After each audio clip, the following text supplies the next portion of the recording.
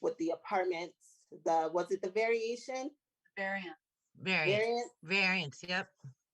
So I know that went through. Now I'm just wondering, because there's just a block in my head. I don't know what's stopping us now for Right. not obviously this is the affordable and development, but on top of it, we got to remember what we're doing in Bliss Towers. Now I know we were set up to have 7 of those apartments, I believe.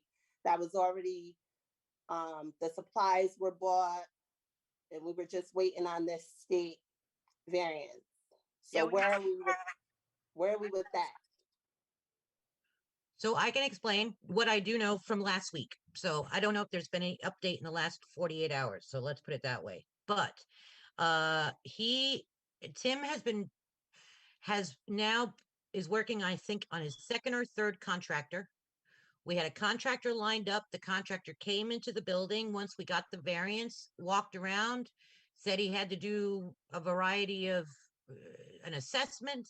Next thing you know, the contractor's like, I don't think I can do this job. Then Tim reaches out to another contractor, and a similar kind of thing happens. So at this point now, he's escalating it, or maybe escalating it to the state, because he doesn't understand why he's having trouble. I can't stand looking at myself. Why he doesn't have. You are absolutely gorgeous. Oh, thank you. You can do I the put hide. lipstick on. Marie, if you want to hide, if you go up to the top Yeah, right, how do I? well, Yeah. if you go up to the top right, there's the 3 little dots, and then you can go hide self view. Okay. All right. Okay. All right. Well, anyway, let me just keep going before I get too distracted. So where we were at on Friday was that he is currently waiting on a contractor to say, we're ready to start the work. We've got the variance, we've got the supplies, we've got the go ahead from the state. Now we're having trouble getting the contractors to agree to doing the work. And he doesn't understand what the holdup is. It is literally a mystery to him. As far as he understands, there's simply nothing that prevents these contractors from doing the work. All the assessments have been done. The state variance is complete. The state has given them a go ahead. So if these contractors, if he can't get any of these contractors to agree, he's going to escalate it to the agency within the state that oversees these projects, that does these variances, that also provides. It's an insurance issue. My suspicion is that what is it? Not registers, that provides certification for the people who do this work. So that may have been resolved, because I saw the email where he had said to one of these contractors that if this is not resolved, that he's going to have a discussion with the state about it. And that was last week. So I tried to call him today. I didn't get in touch with him today. I think he wasn't here today. I can't remember. I'd have to go back and look at my emails, but for some reason I feel like he took a half day today. And so he may I'll find out tomorrow. But that's the holdup. Contractors, getting the contractor to start the work. Mhm. So Yeah. I just wanted to add, it was from my understanding that we did have a contractor that Yep. had the ability, the capacity, to do it, and that they ended up not being able to do it for some question mark unknown reason. Exactly. That's the problem. There's no clear understanding. I mean, he's tried to get them to explain why they decided not to do the work. They basically stopped calling.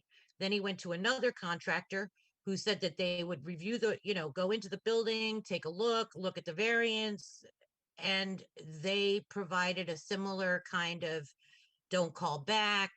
I even said to him, if we need to, as a board, we can escalate this and send a board letter to these contractors and ask them to provide an explanation as to why they're not moving forward with with this work. So hopefully that this holdup will be resolved by the end of the week and that somebody will agree to do the work. I mean, I don't know if it's a scheduling conflict or just too many similar jobs and not that many contractors who do it.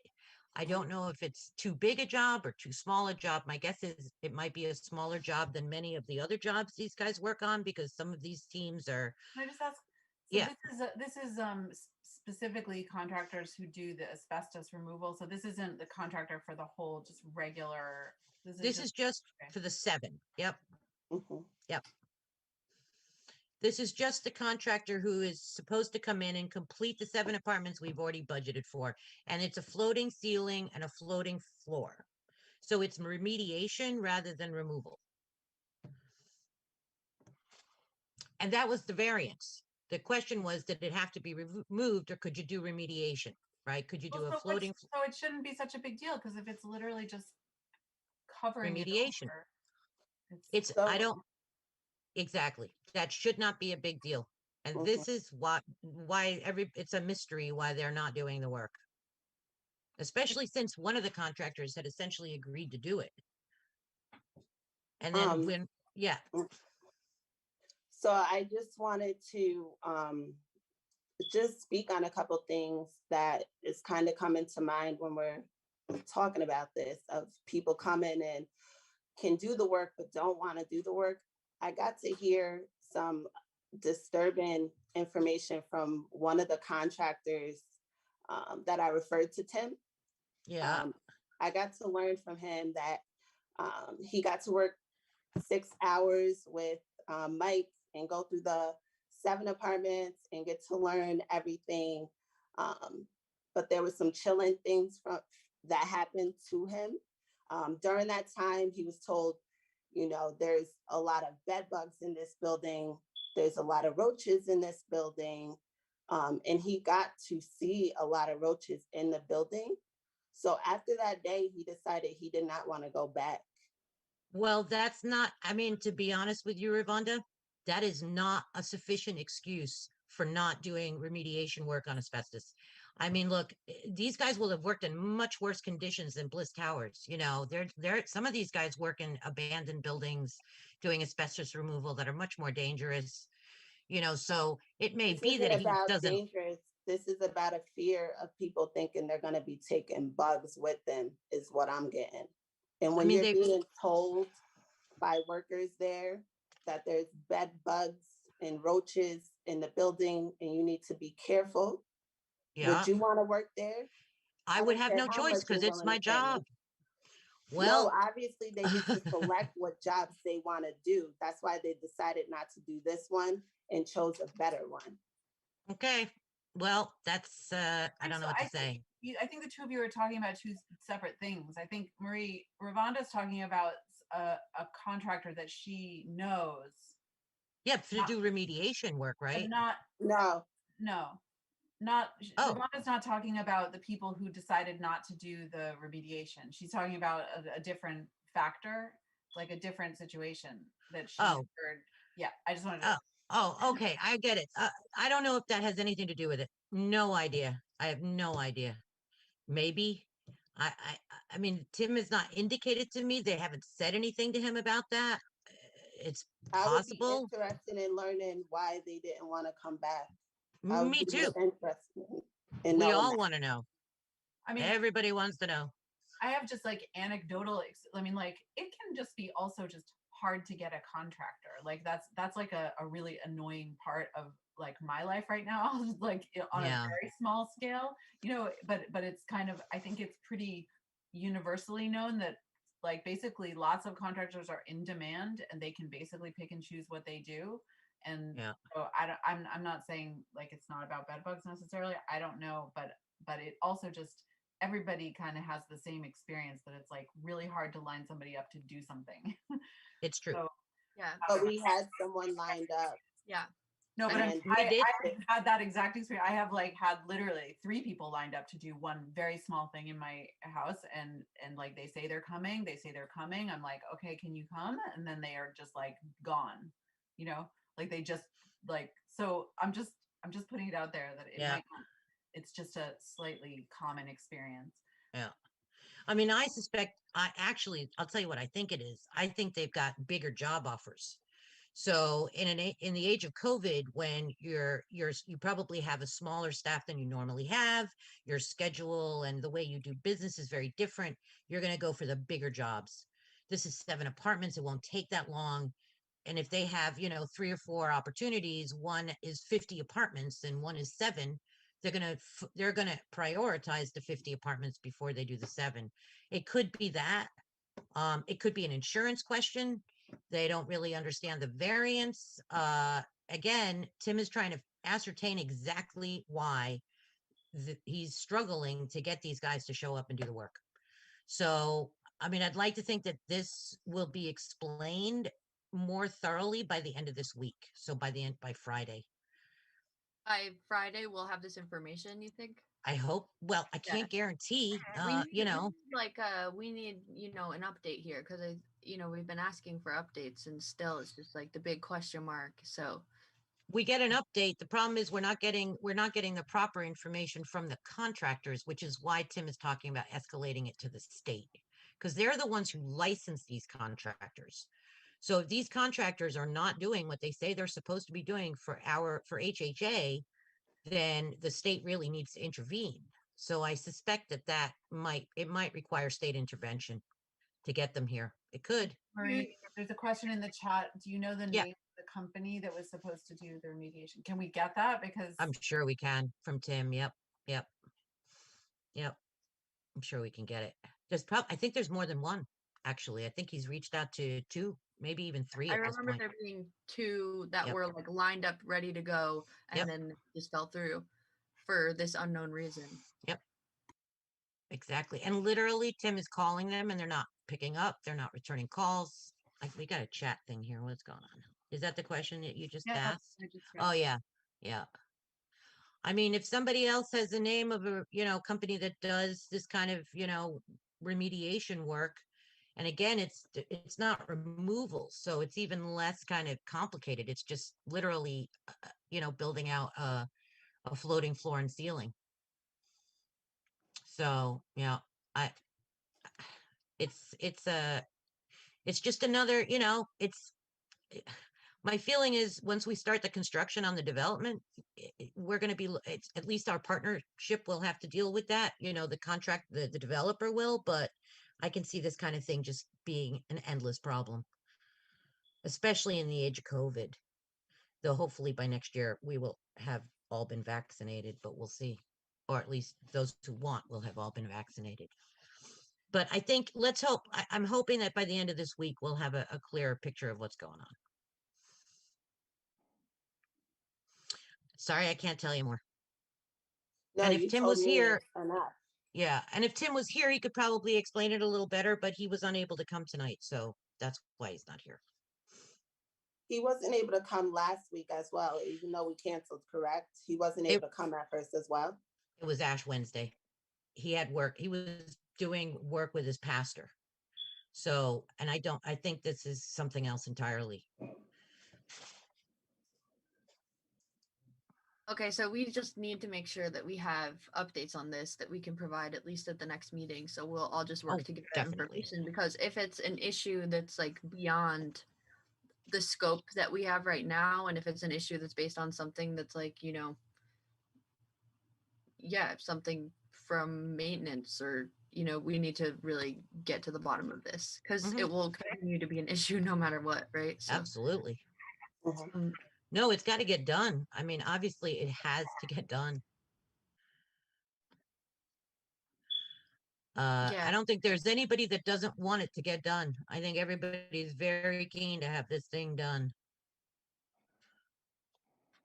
Okay, well, so for the other stuff that we're doing today at the meeting, we're going through the draft survey that HCHC has been working on, and we're going to go through it and figure out, through the questions, what needs to be changed, what works, all of that, and then also going through the development project schedule.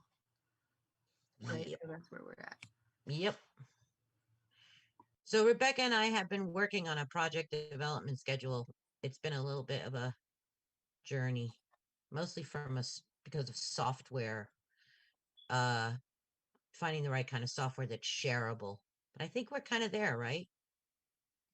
Yeah, I think We- using Google Docs is I the think that'll be most better. easily accessible thing, and then we can all get shared onto it and Yep. be able to just like see it grow and change. But for now, it's kind of just it's I always want to make it design a little cuter, needs a little zhuzhing. So yeah, I guess do we want to just like run through it now and do that because the survey fits in really well? Okay, well, Do you guys want to do that? Yeah. Everybody good with that? Yeah. Okay. So oh wait, uh-oh. Hey, can we share that one that the view that I sent you for Google Docs? Can you share that? Which I think it's like a pretty decent, I mean, it's a draft, but it sort of provides the next 12 months. Yeah, my only issue is just that I have dual computer monitor things happening, so it's like and Shaheem doesn't have the actual file, but I could share my screen, right, Shaheem? Or can you share it to Shaheem and then he can? Yeah, let's I see. can send it too. I don't want to end up being like we have to get the permissions and you know what I mean? So let me see if I can just do this right quick. Right. All right, let's see. Do I have it? Yes, but it's the small version. Oh, the 3-point version? Yeah, for some reason it ended up uploading as a 2.5 font size version, which is obviously very unreadable. So Let me see if I can. Sorry, guys. this is our workshop meeting, so I think it's okay. Exactly. I'm gonna see if I can. All right. I have that right It just here. won't save my edits. I don't know why it's messing with me. Here we go.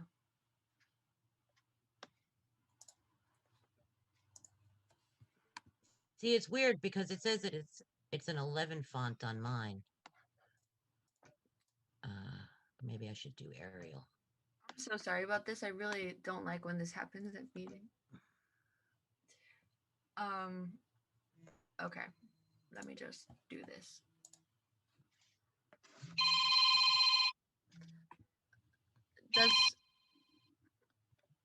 Okay.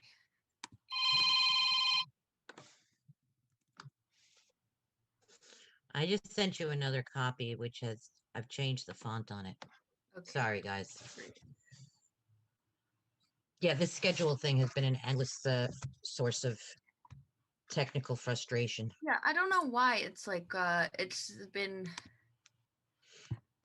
Because when you read when you read people's blogs about doing projects, oh crap. schedules, they also, I mean, they are, but Okay. oh, look at that. I think I got it.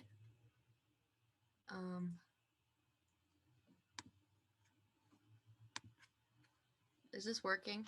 Yep. Okay. There it is. I just made a copy of it, basically. Okay. Because I don't know why it was giving me issue. It's really just a document.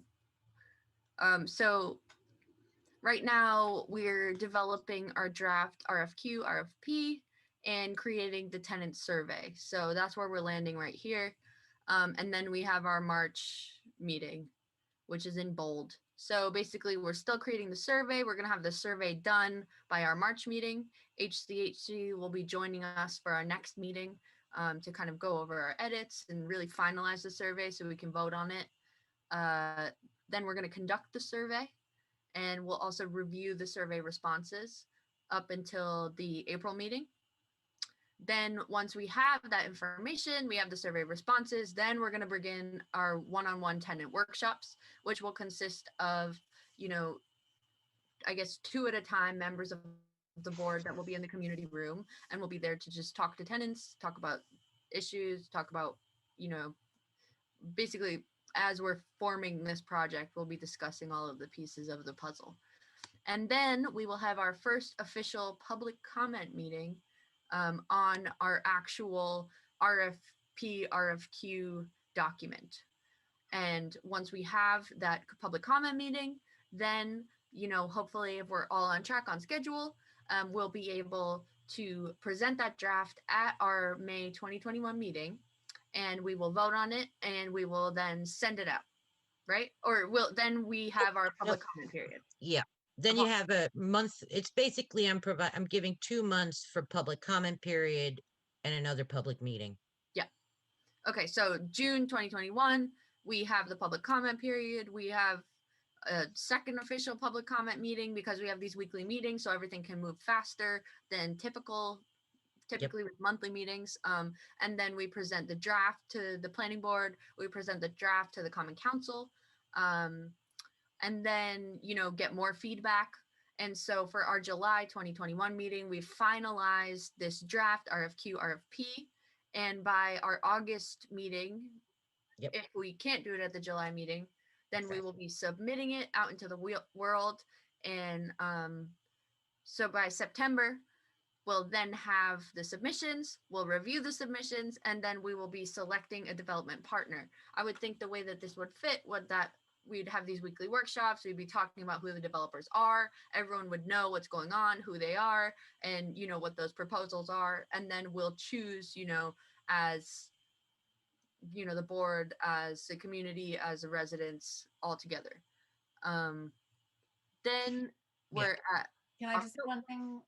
I just wanted to point out to everybody that I'll have to recuse myself from anything, from voting on anything about HHA, obviously, but I will be very happy to transmit information and talk to other council members about what's happening in HHA. And At what point so you would have to recuse yourself from which aspect of it? Selecting the developer? No, just from any vote in the common council on anything. Oh, got it. I see. Right, got it. Yeah. Pardon me.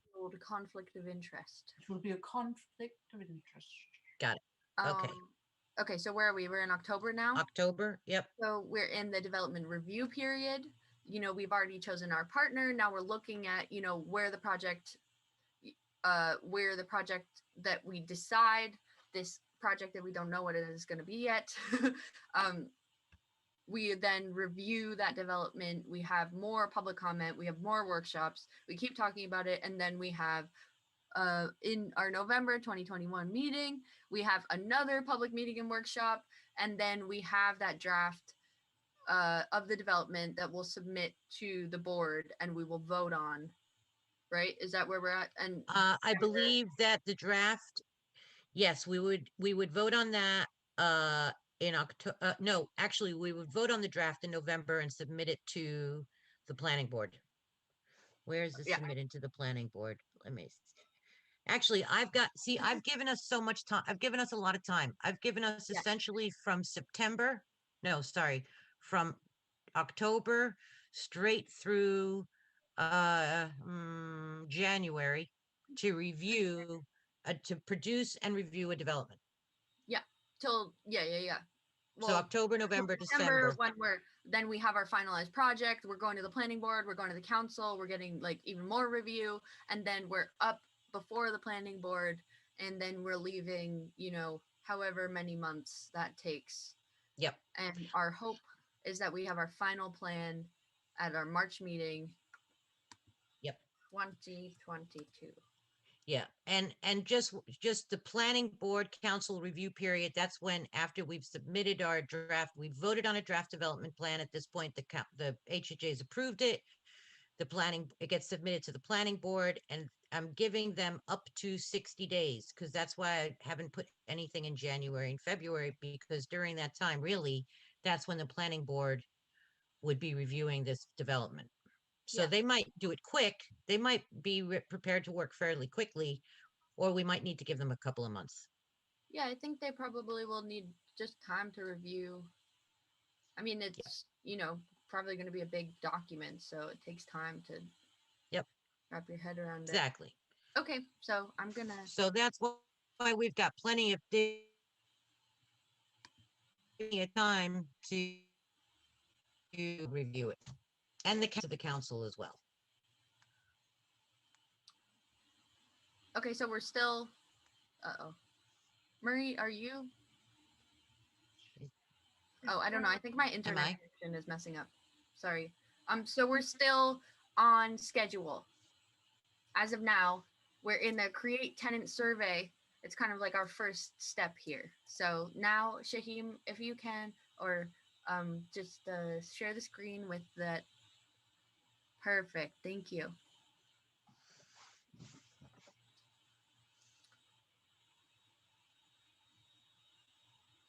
Okay, so yeah.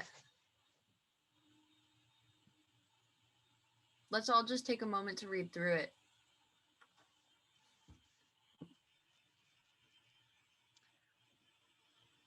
I just want to make one quick comment. Yeah. The very first paragraph, it's HHA tenants rather than Bliss Towers residents. Yeah. Because it also includes the low rises. And in Yeah, fact, the that's- low rises are even more, we really need to make sure that the low rise tenants Yeah. are part And of this this. is one of the issues that will be throughout the survey. We need to make sure that it's always HHA residents, because Exactly. Bliss Towers is mentioned multiple times, but we do need to bring Columbia Apartments into that. So I'm taking notes so we can have all this down. Yep. Oh, hold on.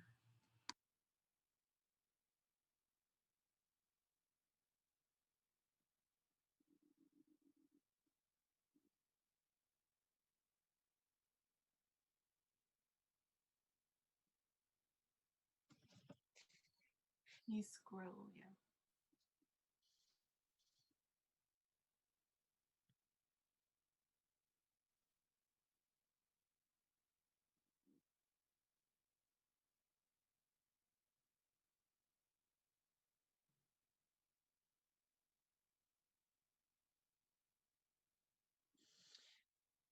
So number 4, obviously the priority is that the results would be posted on the HHA website and on the city website. Because here it says it's just HCHC, but we would want to have it widely posted.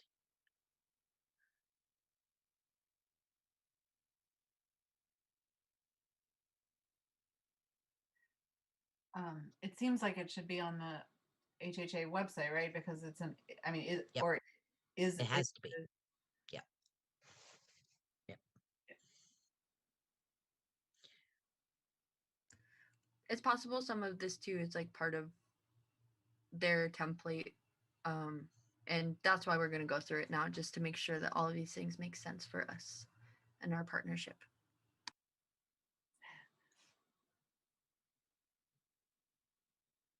Can you scroll down?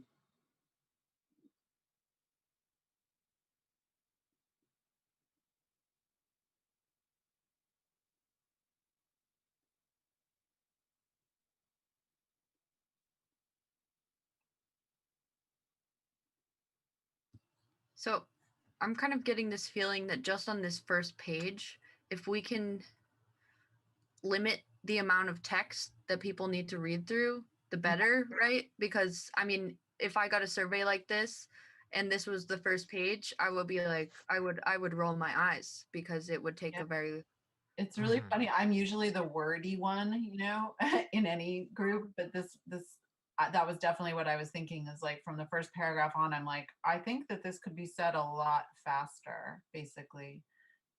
Like all the important points need to be hit, all of the facts about like that there's no retaliation, obviously. That's important for people to hear. All sorts of stuff, but I feel like, yeah, other than it really needs to be pared down. So I know what Also make a little more punchy, I would say. Just Yeah. like, a little more punchy to hit on the like things that people need to know. Yeah, Ravonda, did you? So I know what HCHC had informed us was because they've done past surveys with them already, and a lot of people they had informed us cannot read or write. So they were going to be reading off these number things to people, like everything was going to be read to them. Ah, huh. You know what I mean? Because they said they had experience in the past where, believe it or not, there's a lot of people in the Bliss Towers that cannot read or write. So they experienced their last survey, they had to read to a nice amount of people. Uh-huh. Well, all the more reason to kind of keep it a little more not simplified, but just like reduced. Yeah, absolutely. Mhm, mhm. I think Agreed. the other thing too is to have, kind of like the basic things of what we've been talking about here at these meetings too. Like, just kind of like a basic Mhm. list of, what we've been talking about for the development project, just so people have that from the get-go. Does that make sense? Yeah, to everyone? absolutely. Yes. Like a very brief overview of why we're even doing this survey. Yeah. So this You is know, just what's a signature page, and then the survey itself, is that attached to this as well, or is it? I think it's on the bottom. before Yeah, there we go. yeah, can we just sorry, can we go back to the first page? Because I don't think I don't the signature part. So most of the surveys that I I take, I don't have to sign anything, right? I just open up a page or I get the document, I fill it out, and I can, if I want, sign my name to it, or I could remain anonymous. So the only thing I want to be sure, and this is something that we want to make sure that we're only getting surveys from people who are actually HHA tenants. So we need to figure out how to do that without also requiring people. I mean, do we want to require people to sign and to make themselves known, even though once we publish the results, they're anonymous? I guess that's a question, really. I kind of thought it was going to be anonymous unless someone decided that they did want to provide their email at the end. Okay. That's what I don't know. What does everyone else think? I guess yeah, I mean, I remember another survey that HCHC did, that I was helping distribute this summer, also had a signature thing, and I'm not sure why, honestly. It never, like, I too have taken many surveys and never had to sign anything, so I don't know. But I can also, and I guess it's a question of like, is there a dual role of this, of sort of collecting like emails, like creating a mailing list or something, which would be good, but Yeah, that's at the bottom as an option. But I wonder, so basically what we'll be able to do is take all these notes that we're compiling at this meeting and send them to HCHC, tomorrow.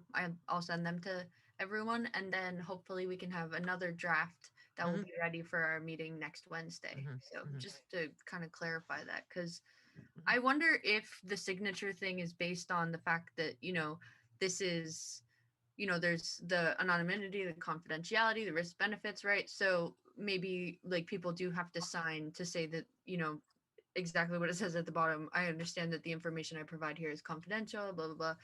I certify that I've read the information and agree to participate. I wonder if there's some sort of legal thing. So we should find out whether it's essential to have this participant signature, or whether they can just check a box that says, I understand, right? Like that's what happens most of the time when you even when you're getting a credit card, normally you just check a box. I understand, I've read, and so on. So maybe that might be sufficient. Yeah. Okay. So we'll ask, and yeah, it just seems like the best thing is to make this as easy and Easy. painless for people to do. Yeah. Yep.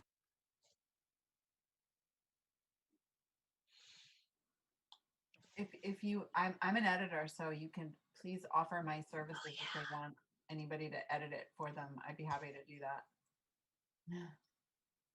Definitely. That would be great. Rebecca, you're amazing. What, me? You made her all embarrassed now. She's blushing. I am. I can actually see that I'm blushing. All right, so let's take a look at this survey. See what's going on the survey. current the section. So section A. Shaheem, will you just scroll up a tiny little bit? Thank you. Current state. Okay.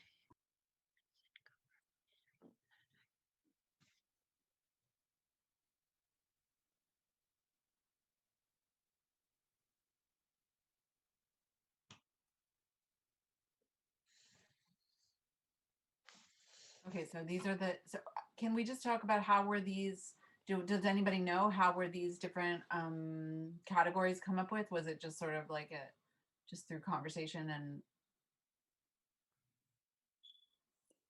Yeah, it was pretty much just through kind of conversation and breakdown. Okay. But I was just curious if this was like some kind of standardized list of, things, or if it's just like, okay. So I know HCHC had informed us that they will be reaching out to other housing authorities that went through development before and get a copy of their survey Oh, to see how to work out our survey. So I know Hmm. they reached out to like Albany Housing was one of them. And there was like 2 other housing authorities that went through a development phase that they reached out to and asked them for a copy of their survey. okay, great. So these other authorities did survey, maybe. Do we I'm know sorry, that you were breaking others up. have done the surveys? Oh, do we know that other development agencies have done surveys? Because that would be super interesting if they have. I think Can that's you Well, hear me? this is, so any housing authority that goes through a renovation or a tear down and start over, they have to do this survey. Okay. It's mandatory All right. because you have to have the It's tenants a good thing we input. decided to do it. Okay. All right, let's see.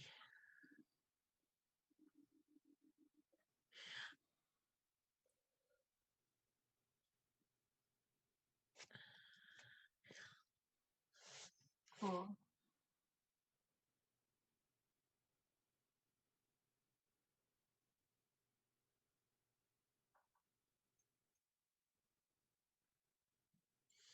Okay.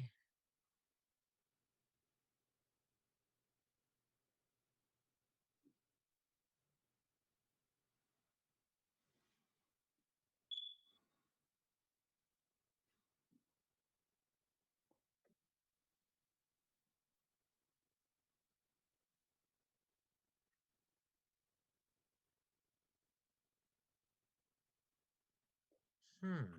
Okay, so they're asked to rank rank these. Okay, interesting. Interesting indeed. Wait, slow down. Yeah,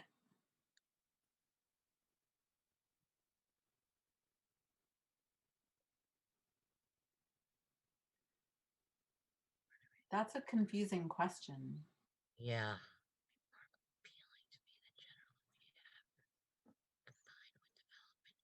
It's saying so. Yeah, and it's actually I don't think that it's an accurate description of the options. So really what the it's I mean, at the most basic, it's a full renovation of current. I mean, here's the options, I think, generally. If a full renovation of Bliss Towers using State Street for community resource and then doing a full build out behind Bliss, right? A rebuild of low rises and then another building. Or a if you were going to do a rebuild of Bliss Towers, I think that the amount of space you would have for the community aspect on State Street would be limited because you would have to replace, you wouldn't be able to build as high. So you would lose quite a lot of your total number of apartments if you did a rebuild, and they'd have to go somewhere. So this is kind of what I'm trying to understand, whether people would prefer to have to use our land for almost entirely for residential, or whether people would prefer to see a mix of residential and community projects or community space. Does that make sense? So I don't know that this question, because we were never going to do it. We've already scrapped the general rehab idea, right? I mean, I don't know that we can. Well, I don't understand what general rehab means compared to full renovation of current Bliss Towers unit. I don't understand how those two things are different, or like. So one's a gut renovation, right? Total gut. And that would mean total, including, I believe, a full removal of all materials that like it's all asbestos, rather than doing a rehab where you would maybe replace windows, you would do floating floors and ceilings, you would probably replace appliances, but you wouldn't necessarily do a full gut, right? Okay, so I'm still really confused, like a gut renovation of the towers as they exist is one option. Is that right? And then, I mean, I don't know. I haven't heard of that as an option. Yeah, Well, it was. Well, hold on. It was because the original plan, which was to take out an FHA loan, right, which we decided, which we'll talk about another day, but the FHA loan that was originally proposed was a rehab option, Well, right? but Before not we decided, rehab, but rehab is different. I'm just trying to understand the terms that we're using. Like a gut renovation is one Yep. thing. Of the whole thing, that would be a lot of gut renovation. Yep. Versus a general rehab, meaning just sort of fixing stuff up as and making things like better without gutting. Correct. Okay. So one would be, so a full gut means that every single apartment has the ceilings, the floors, You know, I get it. moved, Gut renovation is. And gut so to the stud. Right. So I never heard of that as an option that we were talking about, but I'm interested to know that that was something that was being discussed. But so wait, sorry, which part? The general rehab or the full gut? the full gut. Oh, I never okay. heard, I never knew that that was something we were talking about. Ah, So okay. yeah, that's All fine. right. I'm fine with that. I guess for the purposes of the survey, I feel like we just need to really clarify what are the different options that we're actually talking about at this point. Yeah. Yeah. I mean, this is like, this is the first draft of this survey. So that's really our job, is to make things clear for our specific use and purpose, right? So it seems like the real big thing is, because rehab was, part of another conversation, really we're talking about the difference between a full gut and a rebuild. And so it seems like maybe the best way to do this, depending on what everyone thinks, is to kind of put question 2, kind of create in 2 questions that we can maybe create a better way of, wording this for people. Because we just need to find the right wording. So one of the things that Marie, you had said was, would people prefer to use our land entirely for residential space, or would people prefer to see a mix of residential and community space? And so I'm wondering, exactly. logistically, like how, like would and it I think be, that, would the question be, would you prefer to see a mix of residential and community space on HHA property? I don't think this is one question. I mean, this is kind of one that I was getting at earlier when we spoke about these kinds of surveys. I think that you need to build out several questions to get at that, right? You need to reinforce certain questions. You need to get at what people really want. And oftentimes that means that asking a direct question like this can be confusing, because people don't really know what you're telling them, right? Or what you're asking them. So you need to build out 2 or 3 or 4 questions to get at that answer. There may be a question that's very plain and out there, but you need to also build out people's preferences in other ways, which they started to do on the first part of this, right? Yeah. Where they ranked, where survey respondents are asked to rank. So that begins that process of getting people to start thinking about what they want. You get to page 2, and now you realize that you have to make some choices here, right? You have to choose possibly between having only residential or having a mix of residential and community and commercial, or, that's, I think, where how this should really build it builds up. Does that make sense? I mean, I'm not a survey, I don't, there's a certain science to building out these surveys, and I don't really, I've, I don't know how to do them, but just Rebecca Wolf, just so that you know, with a light tech project, if we were going for a light tech project with a partnership, we would in all likelihood be looking at a full gut as part of that partnership agreement.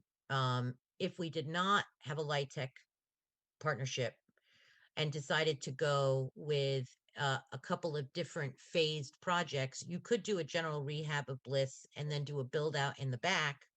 They don't have to be connected, right? But if you do a light tech partnership, like we did with PRC, the original PRC project was a full gut rehab of Bliss Towers, including the exterior, all new windows, everything, totally new. And we're looking, I mean, the reason why you need it through a light tech project is because you're looking at a minimum of 11 to 12 million dollars, and probably more like 25, because you also, within a light tech project, you build out all your maintenance and even your staffing for 15 years. So I mean, that's one of the reasons why it's so expensive. It's not just construction, it's everything.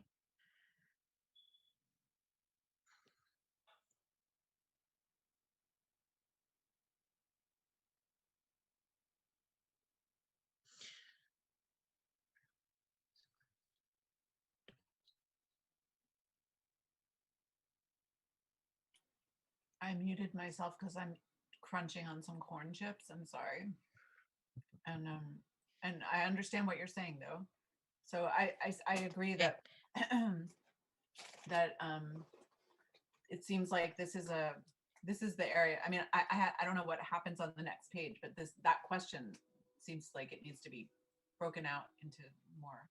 So why don't we go through the whole survey and kind of keep noting the things that we're noticing, and then we definitely come back to this question, but like let's come back through the whole thing, because this is really the space for us to, put our input to make this survey be very like direct. Can I just comment on number 3?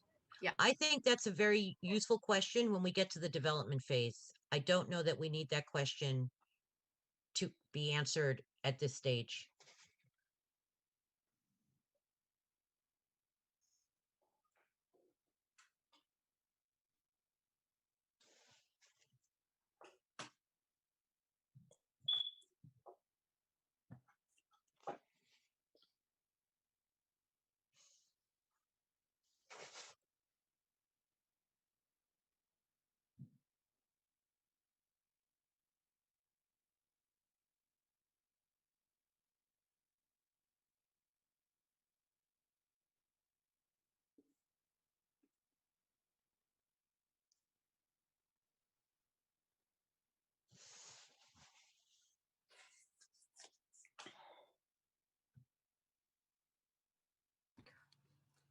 I think section C with the open-ended input, I think it makes a lot of sense to have that end with this sort of input and kind of like wider questions here, especially within, is there anything else you would like to share? I think section C at least makes a lot of sense. I'm just a little confused by what aspect of future renovations or community development work. Yeah, that's true. Yeah. I don't really understand that those two things are related. Or I mean, they seem like really different things is all I'm trying to say. Like I would think that you could just ask the question of each thing. Like what aspect of future renovations is most important to you? What aspect of community development work is most important to you? Although honestly don't know exactly what is meant by community development work there. I think it should maybe be what aspect of future development is most important to you. You know, And also, yeah, future renovations is also targeting one thing. We're discussing. Sorry, Marie, what were you gonna say? I was just going to say I would replace development, community development with community services. And I would, as Rebecca says, I would break it up into two. So what community services are most important to you? What community services would you like to see HHA provide?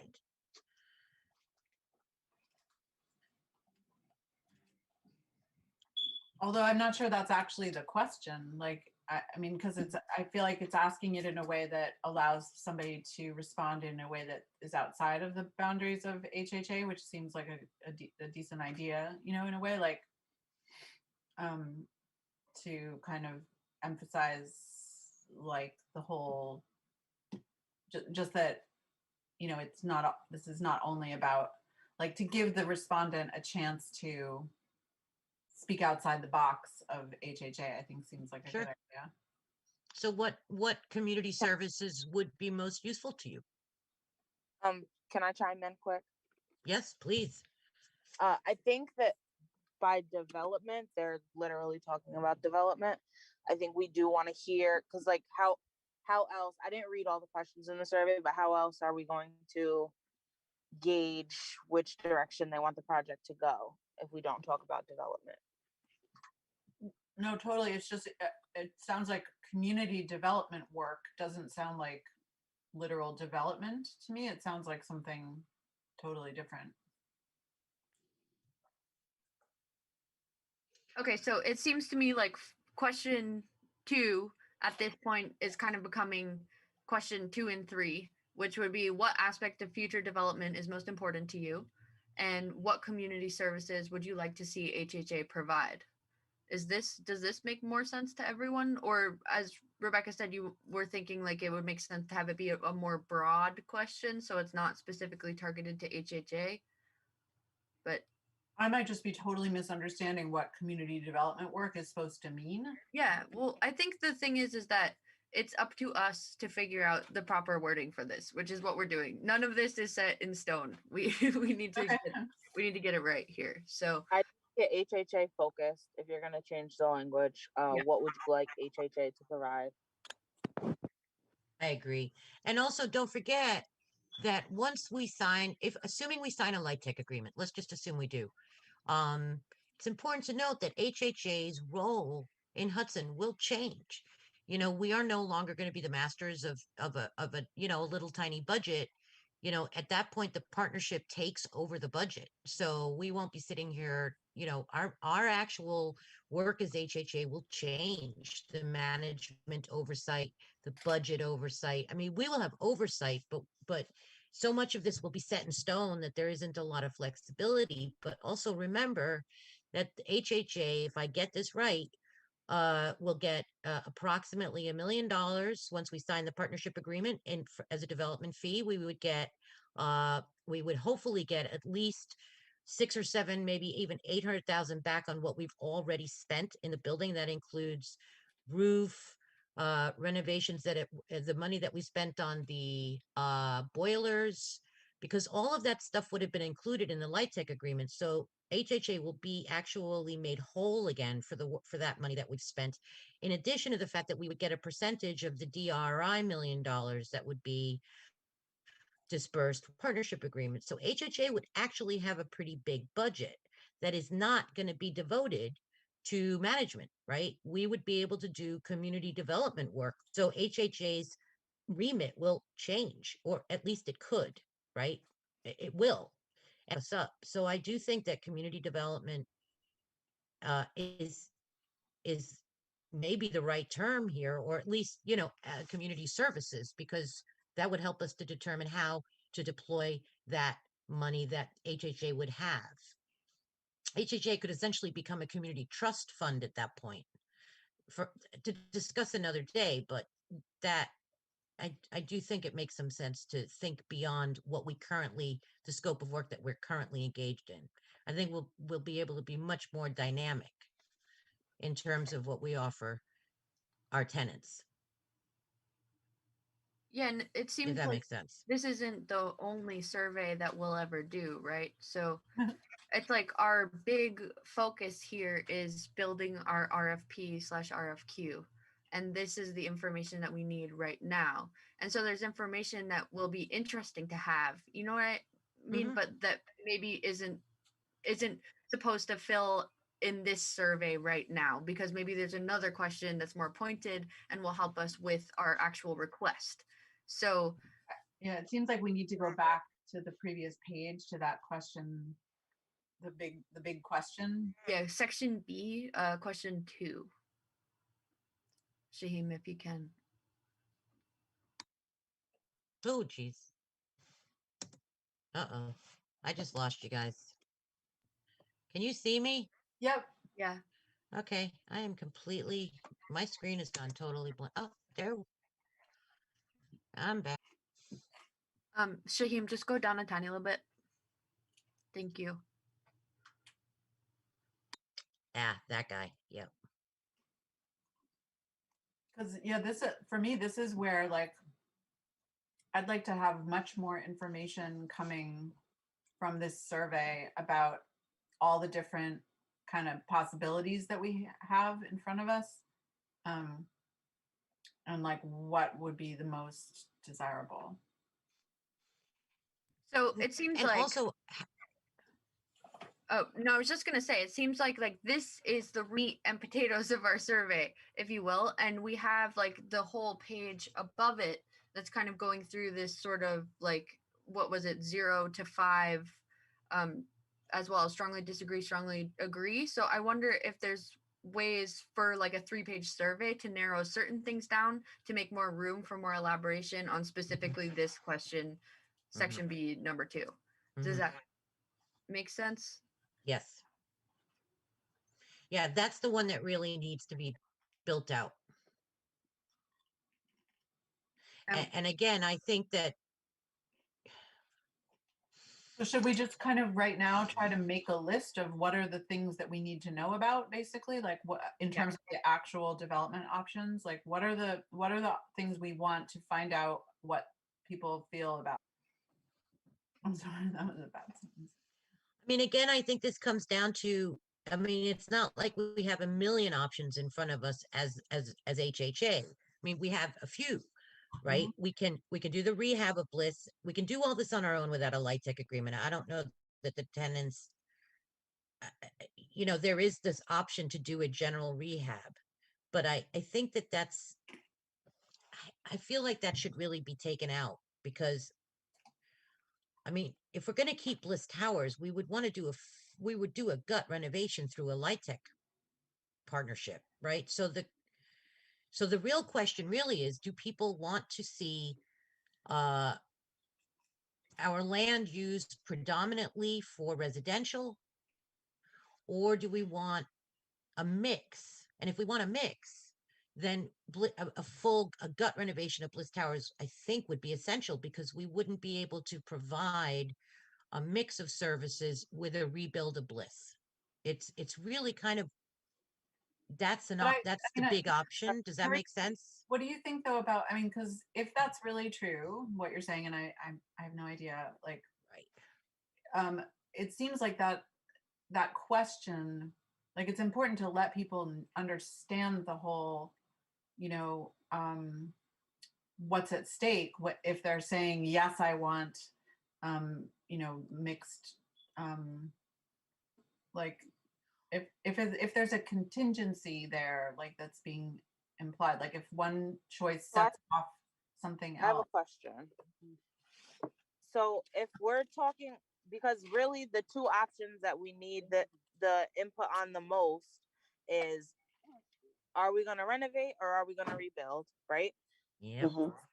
That's a question posed in a survey. Like that's if we don't have that, none of the other information makes sense. But like that's where confusing, because it's like the things that you guys are asking as follow-ups almost seems like too much to digest in the survey. Like they're not they're gonna have questions that we can't address everything in the survey, but we have to be able to move forward and talk about anything further.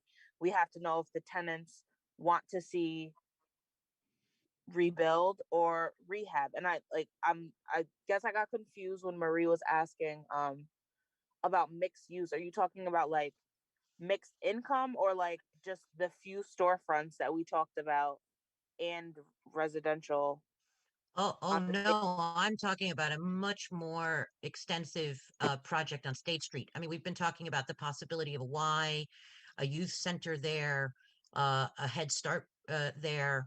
I mean, So that would require a fairly significant building on State Street to house all of that, right? That I think that I guess what I'm getting at here is that because we know we're limited in how many stories we can build on, that we wouldn't be able of those community services and residential on State Street, both, in other words. We could build on State Street, we could build a residential property with some commercial on the first floor.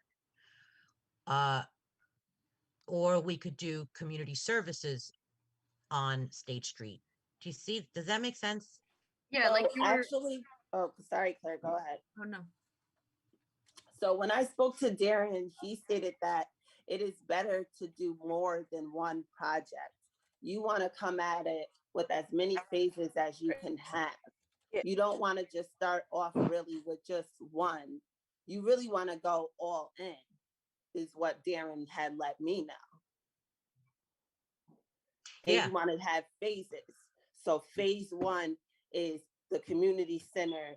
Phase two is Bliss. Phase four is, that's how you really want to go in on it. Mm.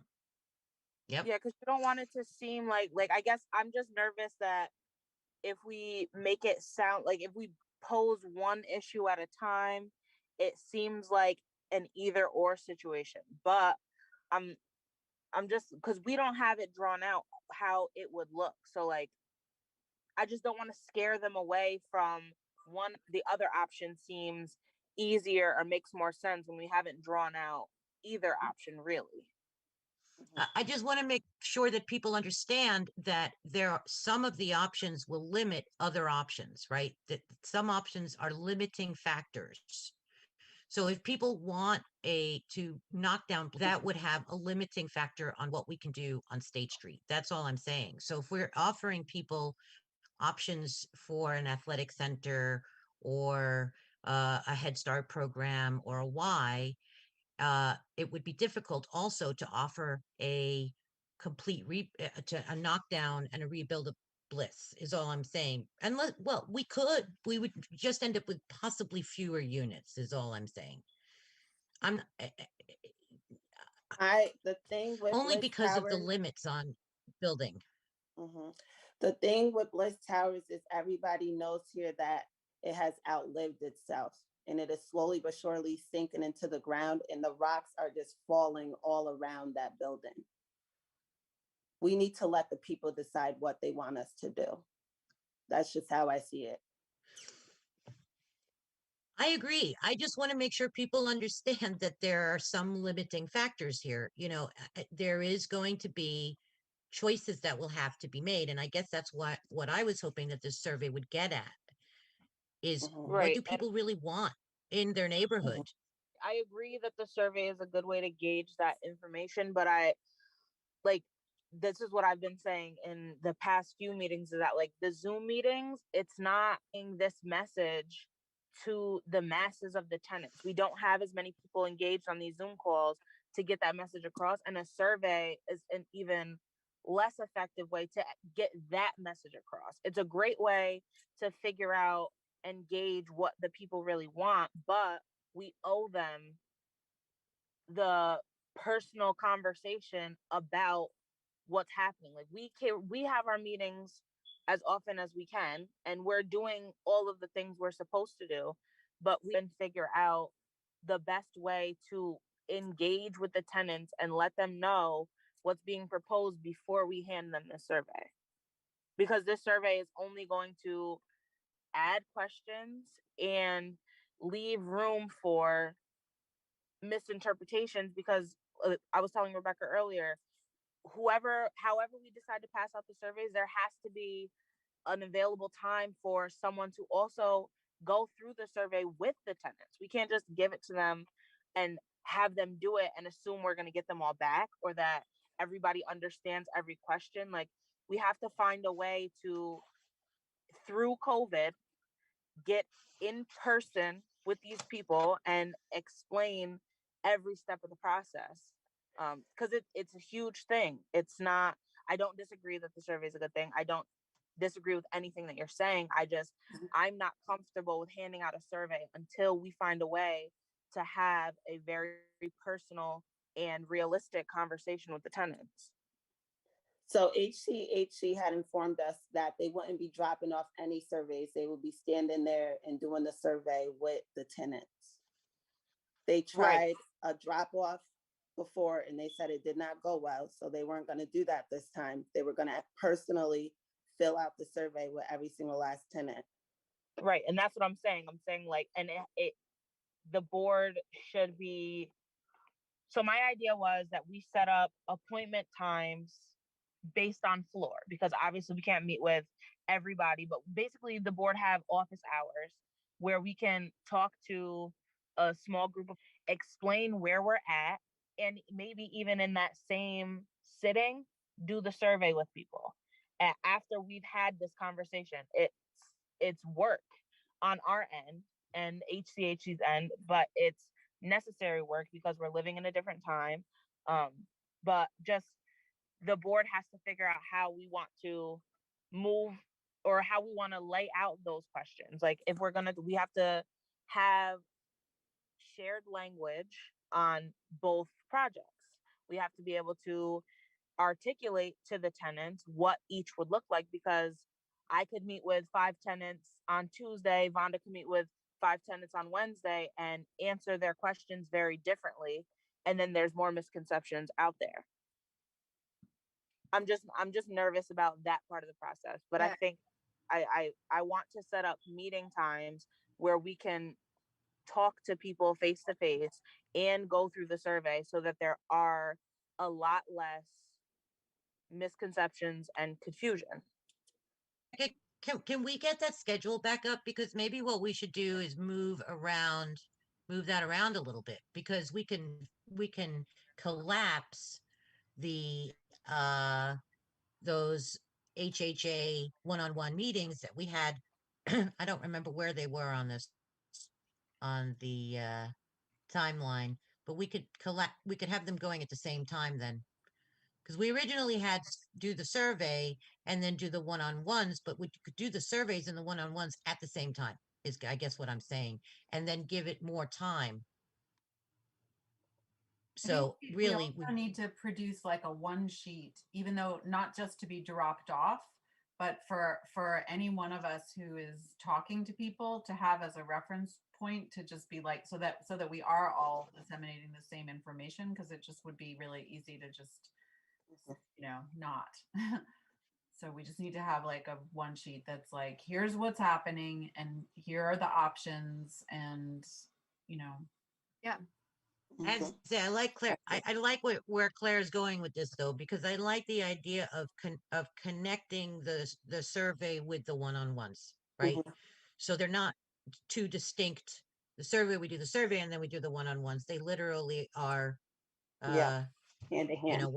Hand in hand. So I'm going to change the schedule. Right. See, here I have them conduct one-on-one tenant workshops after the review of the responses, which is clearly would be wrong. So we would move the one-on-one workshops into that same area, right? And give ourselves a couple of months to do that.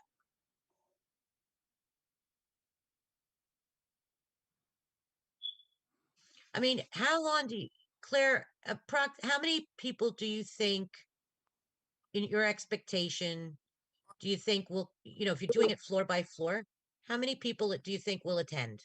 Say you get two floors a week, if that's even possible. I don't know if it is. So I'm hoping 5, like minimum 5, but I'm saying I want it to be so like walk it. So on Tuesday, we'll do from like an hour slot for floor 5. You know what I mean? And just we'll be there for whoever comes. Like we'll hope that people set times. We'll have a set number of people we can take at a time, have a set number of volunteers in case more or less come, but just have it as like walk-in office hours type of thing. Okay. So are we talking now to survey the people that specifically show up, or are we still like doing this door-to-door knocking and surveying all of everyone, right? It has I to mean, be. really, we should at least give everyone an opportunity, whether everybody wants to actually come down. Some people will be much more engaged than others. Some Right. people And are going to be happy with doing a survey. so I think where I tied in the survey with the one-on-ones was for the people that do show up, but obviously we'll still have volunteers that are going door to door helping fill out the surveys. But like while we have folks that want to engage in this conversation in our So do we want to use the survey as an opportunity to have door to door and have that information on the survey that's like, this is our office hours, this is our availability, have our like, these are our options at the top, like really straightforward, really clear. It's like the options that exist, which is really a gut renovation or a rebuild and what it comes along with. And then, so to basically like, which way do we want to do it, I guess? Like, do we want to do the tenant workshops while we're doing the survey, or do we want to let the survey inform people that we're doing this like office hours thing?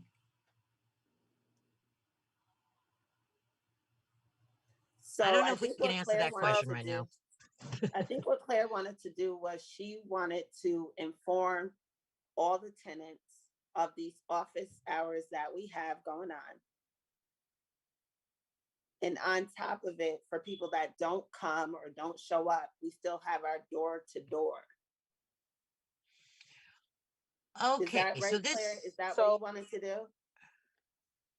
basically suggested doing them together was because I don't want the survey to go out and then people are scared off by the survey and don't want to engage in the conversation because it's too much to digest, or they don't have the context for what the survey is about, and then they're scared off. So I suggested we need to door knock first, and that whether that's with the survey or not with the survey is for all of us to decide.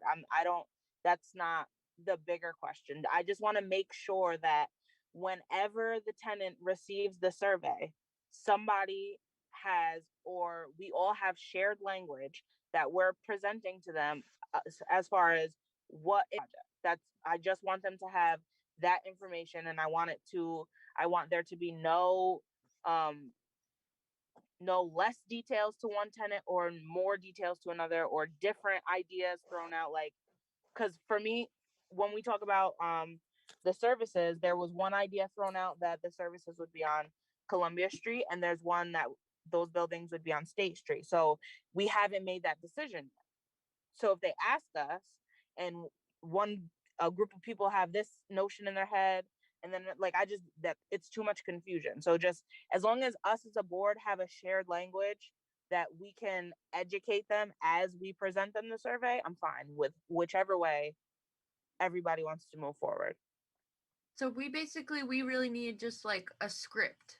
Like we need Yes, this for us, for the it. survey, for everything. We need like the options. This is what's happening. Very clear. No, like, I don't know, It's too big academic. a project for our personal feelings on things to be able to be injected. It's too big a project.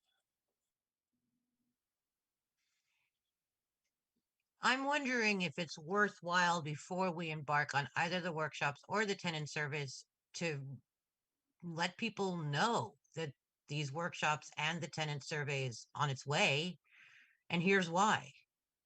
Yeah, what if So you do, maybe there's a step. like, I mean, I know that it might be totally inadequate, but what about just as a very preliminary thing, just a flyer that's just for information. I mean, like just saying like, we're talking about how to fix things. We're talking about this, this is the conversation that's ongoing. The meetings are here on Zoom. Well, that's the one pager that I sent out a couple weeks ago. I did create a one pager to say that these are the conversations that are happening. We're looking to get people involved, and we're starting these tenant meetings to get your feedback. So we can do that with, but what's on top of the timeline for the entire project? What's the timeline for the survey part of it? Because we could pass, and then I think by Wednesday we should be getting surveys out there because it's time sensitive, correct? But I think that the HHA as a full board should really review this at its March meeting and vote on it. I mean, we're not, I mean, as a workshop, we don't really have the authority. We've made this decision a while back that we weren't actually going to vote in the workshops, that we were going to provide, that these were a space for us to be able to. I would be a little hesitant. I mean, I've built in there's a lot of space in that schedule for us to put enough time into this, even if we officially start everything after the March meeting. I mean, could you send that document, Claire? Have you sent that to me or maybe you did So and I just haven't seen it? That'd be fine. great. Thank you. Okay, thanks. I mean, I kind of feel like we need to have this whole thing kind of laid out, the survey, the one-on-one, the fact sheet, and as a board make a decision that this is how we want to progress, and then just start everything. We could literally start it the day after this March board meeting, and we have 2 months. We should have plenty of time to do it all. I mean, I'll leave that up to the people at this meeting, but my personal feeling is that we should allow the full board to vote on whatever we decide to do. Because we're really making a recommendation in this workshop. But again, it's a workshop, so we could do something else. I mean, like everything that Claire is saying is making so much sense, because it really is like we are basically providing people with this giant question mark of a project. And when we so specifically don't know what it's going to be really hard for us to, communicate that we need to communicate that, like, we need people's input, we need resident input to decide what this project is, right? It just seems like we're kind of creating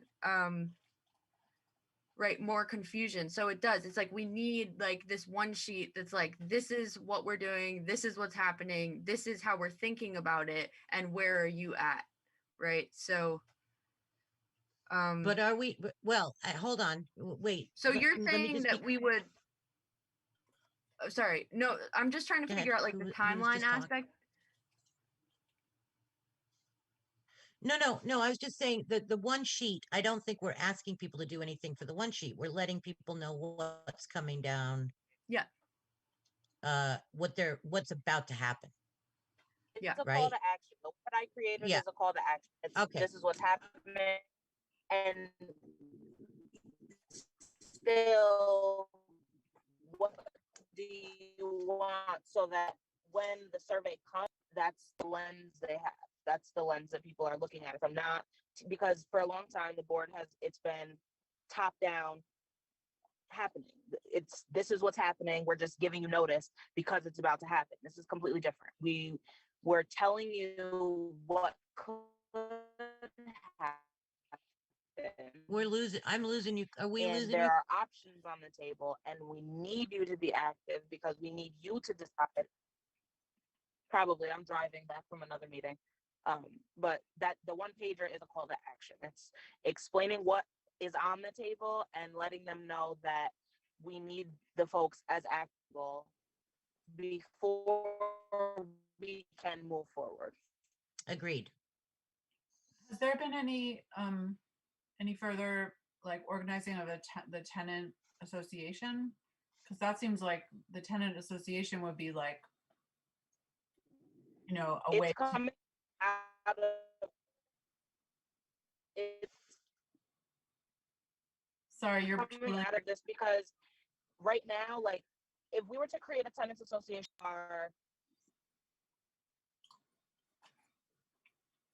Claire, we're losing you.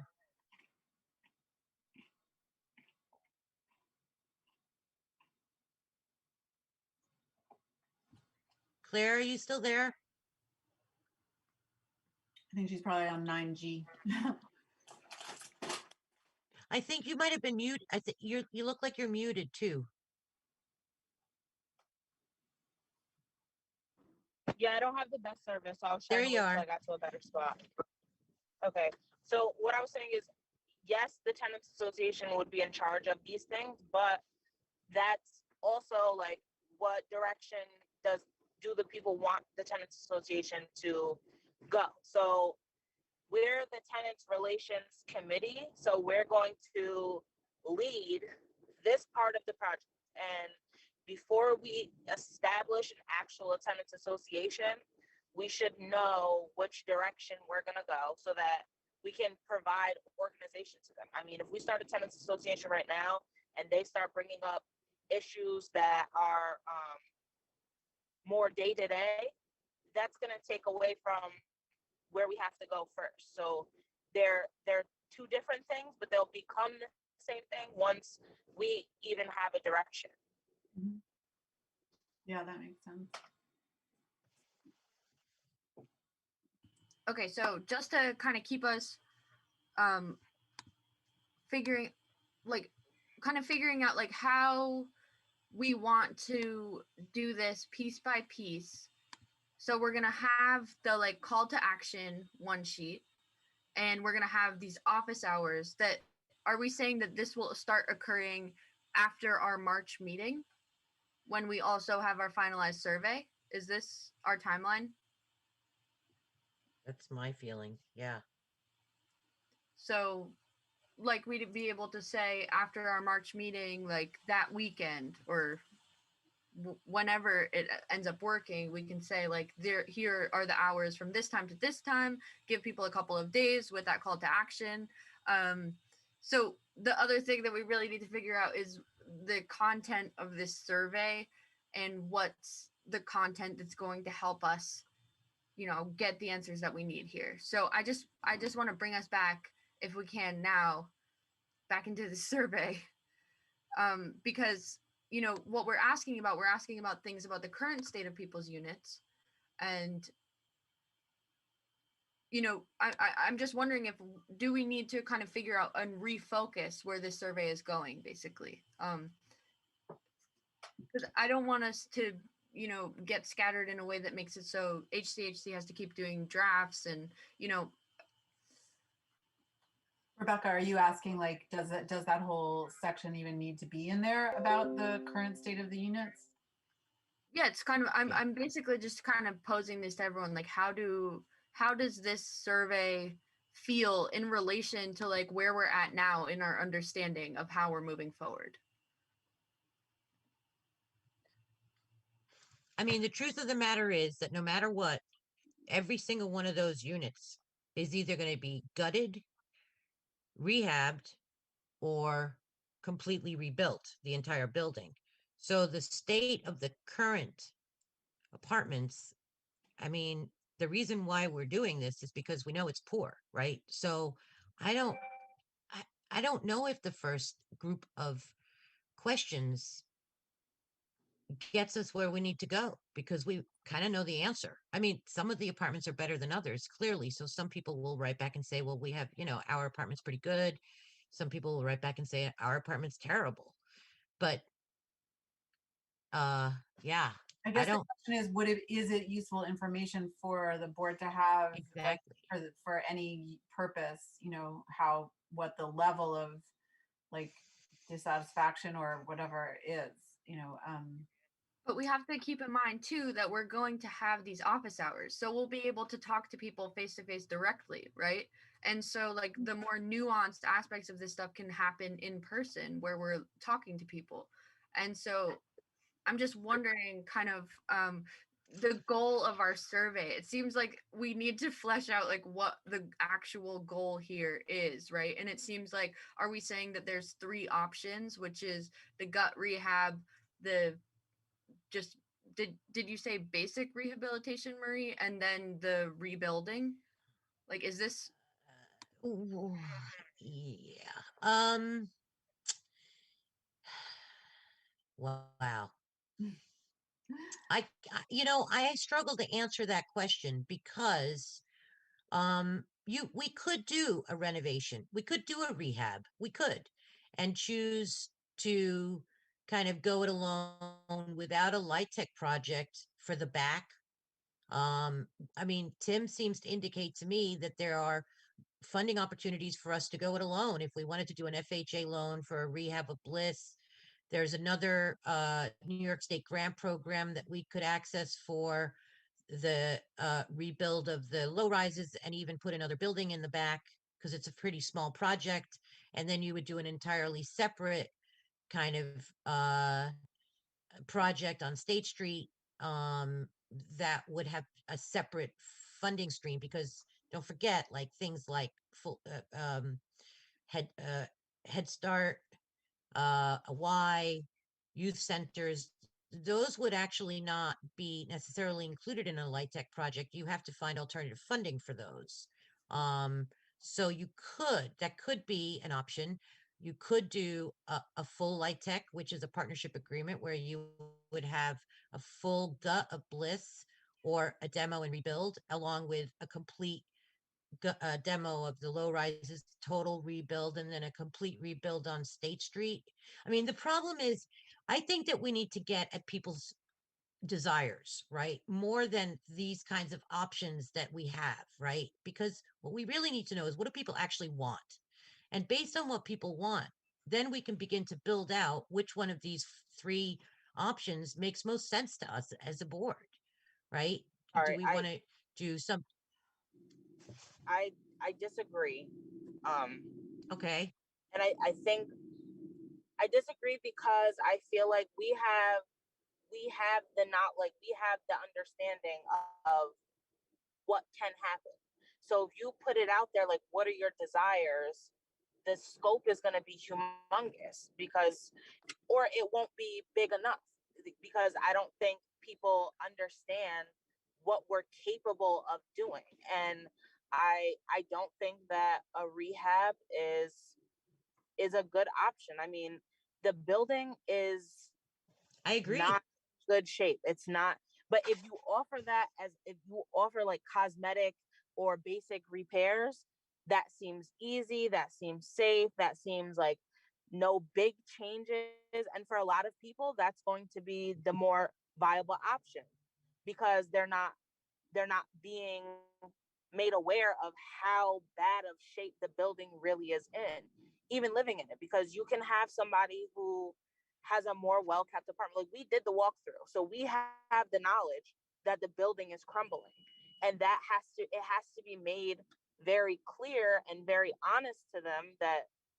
it's not you have the possibility for a whole new quality of life. Like that's something that we should be selling to them because that's realistic Well, and it's I important. I just want to say, I mean, I hear what you're saying, but I also think that I just want to have more clarity for myself on like, is the idea like we need to really find out what people want, or is it that we need to like educate people about the condition of the building so that they understand why we as a board want um to do. Well, it's both because how can you make a sound decision when you're not aware of why we're even here where we're at right now. Like it is both.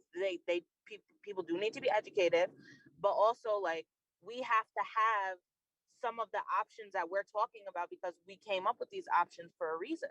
Mhm. It's not just like we and their desires can fuel off of that. I mean, most people will say they want more affordable housing or they want more rooms. Like those things come when you have something to think of. It's like if somebody asks you, if you're at work and somebody says, what do you need help with on a certain project, you don't know until you stumble into something or you get an idea to feed off of. So I don't want to set it up to become this humongous project where now we're chipping away at 1,000 different suggestions. Mhm. You know what I mean? I mean, it's both. We do want to know what their desires are, but we have to tell them where we're at and where Yeah. our thinking is also. Yeah, definitely. And Okay. I would like to see in the survey, like more, I'm not sure exactly how to do this, but like more solicitation about, I don't know, just sort of like what the outdoor space should be like, or like what kinds of access to the space, or various other things like that, not just about, I mean, I guess what I'm trying to say is I feel like if we know as a board like what we actually believe is the best option, which I don't know that we do, but it sounds like there is some feelings like that, then like Are maybe, there? or are there? I don't really, I'm confused. I mean, Well, I'm that's because sorry, and I'm sorry if I come off as I'm frustrated, but like respectfully, none of us sitting here right now are in a housing emergency like this. I mean, their quality of life is literally I know. it's eminent. No, So it's I like the outdoor space that all comes with the project, but like we need to know if the people, like, very direct, we need to know, do you want the building knocked down and something brand new created that you completely helped design, or do you want us to rehab the building to the best of our ability? Like, but that has to be the first conversation. Like, I don't know. Can I just be clear? Rehab. Okay, so there's two different options for Bliss. There's three: knockdown, rebuild, rehab, or full gut. Rehab is different than a full gut. So rehab is something that the board could do on its own through an FHA loan. And the thing about FHA loans is that you cannot get an FHA loan unless you do all the work that would be required to bring that building to a completely different level, because otherwise it cannot be collateralized. No bank is going to apply for an FHA loan and partner with us unless we did a full gut of not full gut, but a total rehab of every apartment. It would probably be all the floors, the outside, the roof would have to be completely secured, so but a full gut is a light tech project. So that's all. I just want to make clear that you can do one or the other. A full gut is different than a rehab. I just want to be, because a rehab is something you do through an FHA loan. A full gut you do through a light tech program.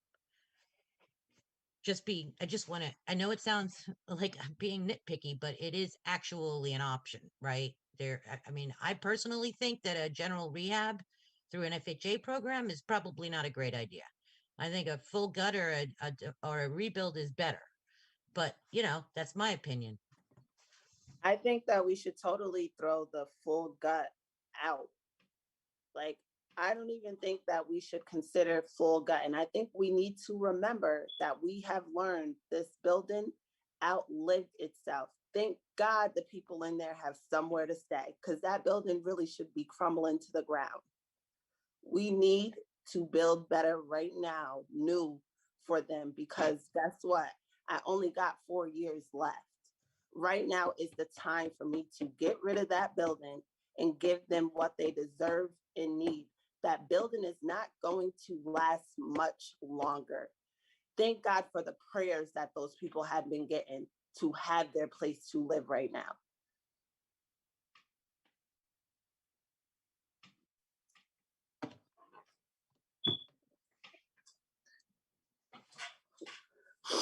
So we have So the a question. question. Yep. So I can sort of answer that unless somebody else wants to. The question in the chat. Okay. Yeah. So this is what would happen if we did a knockdown and rebuild. The first phase of the project, which it would require that we build out 119 new apartments. right, first, plus the low rises. So we first have to we knock down and rebuild the low rises. Then we would build units behind Bliss, and we would build units on State Street.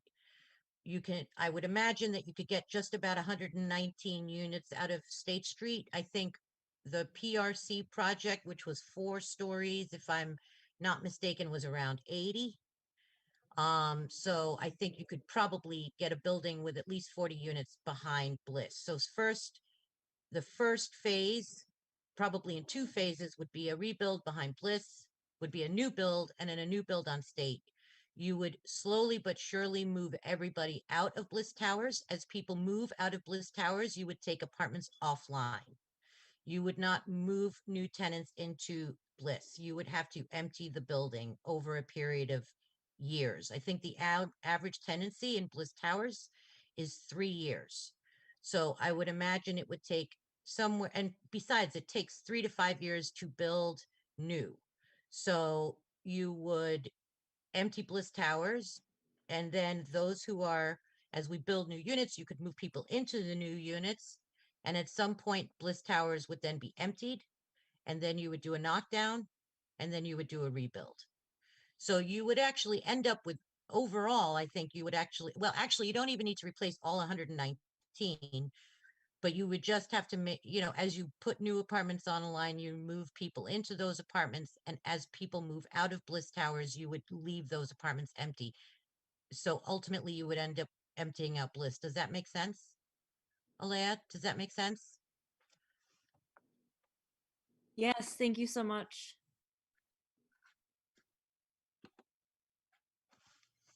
And that information is like so important also for residents to know, because if you're talking about knocking a building down that people live in, they're going to think, where am I going to go? And the whole idea is that, well, there would already be all of these spaces built, right? Exactly. So that's Well, can I just stop you there? Not all of them, because in order to replace all 119 apartments, ultimately you would have to, some of those apartments would come from the rebuild. So we would see a reduction in the number of tenants that we have in the short term. So we might find ourselves, let's say 80 apartments, if we built out 80 apartments on State Street, something similar to the PRC project, 40 in the behind Bliss in a building that's 120. I mean, maybe you could get all 120 apartments, maybe. But they won't be displaced, because it'll still be our responsibility to make sure that that's the misconception that has to be addressed. Yes. Because when they hear what was first said, it sounds like they won't have anywhere to live, but we have to house them. Yes. Oh, no, of course. No, we would have to build first before. Yes. And also Right, don't forget knowledge that, we have. yeah, That's where we would have to that's build where I'm saying first. the transparency comes, because we have that knowledge, but we have to have scripted language so that that doesn't get put out into the narrative. Yes. All I wanted to do was just warn people that I think one of the things we have to ask ourselves is, if we want to build out these other options, the Y, a community center, are we going to be able to fit it all? I think what would happen in a situation like that, actually, just thinking about it off the top of my head, don't forget, people will move out of Bliss Towers. They will leave Hudson. Some people, so we would not have to rehouse them right away because they'd move out. People who stay, as we build out new apartments, people who are planning on staying would be moved into those apartments. So, like I say, in the short term, we might have fewer apartments, but once we do the knockdown and rebuild of Bliss, we would increase it again to the number, or possibly more than we currently have. It really depends on how. I just want to interject, because let's think about it this way, right? Because if we're talking 80 units on State Street, right? And if we're talking the possibilities to create another building behind where Columbia Apartments, where the low rises exist now, that could house 65 units, 70 units, how many units are we talking? I think you might struggle with that, but maybe you could. That's again something the developer would have to tell us. We've now gotten ourselves to 130 to 135 units, which is the total of the units that the Housing Authority already is, providing. Actually, not, because we have these apartments offline. So what we could also begin to think about is the fact that, you know, if this is where we end up going in the future while we're building out this project, that community resources could exist in the space where Bliss is currently, in this sort of, in this reality. Potentially. So I think that Potentially. the idea that if you want a new building, you don't get community resources, I think isn't true. Right. So I just want to make sure that wait, can I just say, I'm not saying that it's a guarantee. I wasn't saying that it wasn't, that you can't get both. I'm saying that we have to be careful about what, because we don't have a developer in front of us who can tell us exactly what we can get in the back. We don't have a developer who can tell us what we can get on State. We do know that the last developer walked away from State Street because they couldn't build 4 stories. So I just want to make sure that everybody does understand that we have already had this problem on State Street. So we I- may only get 2 or 3 stories. Mhm. I think that it was Can a I just blessing add that one they thing? walked Sorry. away, honestly, because that looked like a prison. I think everything happens for a reason. I don't think that that was put together very well at all. I'm blessed that they walked away, honestly. I agree No with you, but offense to I anyone that was on the board, but that was crazy. okay, I agree, but that's not why they walked away. They walked away, at least their stated reason, right? Is that, and I don't know if Tom DiPietro is still here, but my understanding is that, you know, there is you know, it was because they, from an engineering point of view, they were concerned that the 4-story building on State Street was not viable. And without the 4 stories on State Street, the project was not viable. So again, it's just a question of managing expectations in terms of how much we can do on State Street. That's all. That's all I'm trying to say. We've been down that road on State Street, and there is some, and again, when we have a developer, we can begin to figure out how many units we can actually get. I don't think it's a limiting factor, right? I don't think it prevents us from knocking down Bliss and rebuilding.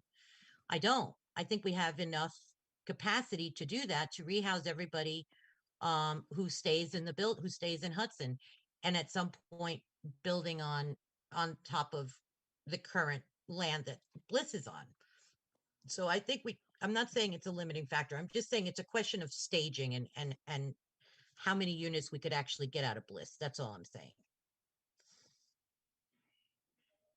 I mean, out of State. Did I say Bliss? I meant State. I get confused myself.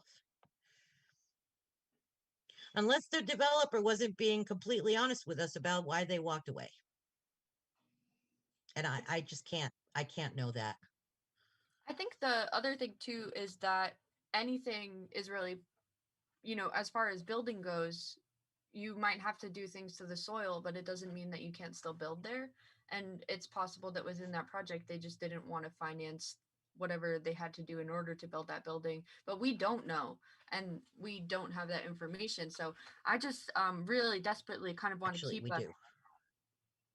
We actually do. We do know that we were told that to prepare the ground for a 4-story that you compacted, it takes 2 years. You put, I don't know how you do it, but you put compacting, you put materials on top of the land that compact the land so that you can build out the foundation. So it just increases the length of time it takes, but actually that may not be a problem. It's just costly. yeah. But anyway, maybe you're right. Maybe this takes us, but if we were to, but somebody did start talking about the specific question, I think it might have been Ravonda, about the knockdown rebuild. So I just want to, you know, just want to make clear that, you know, what the experience, you know, what we would, I think there are, I don't know, maybe we can have everything we want. But without a developer in front of us and surveys and all that, it's really hard to know. Which I guess brings us back to the survey that we have here right To the before us, survey. and that we really Exactly. we need to really figure out, because I mean, this is all very important, because the necessary thing here is that we understand what we're asking people and what our message is, and to have a unified message as a board, right? And I think that, you know, there was a question, I'm taking notes here, and so there was a question that Claire had said, which is, you know, which would be in the survey, this idea of, do you want, you know, this Bliss Tower knocked down with something brand new created, explaining where you would go, that there would already be other spaces built, or do you want us to rehab this building to the best of our abilities? You know, is this kind of getting closer to the realm for everyone? Just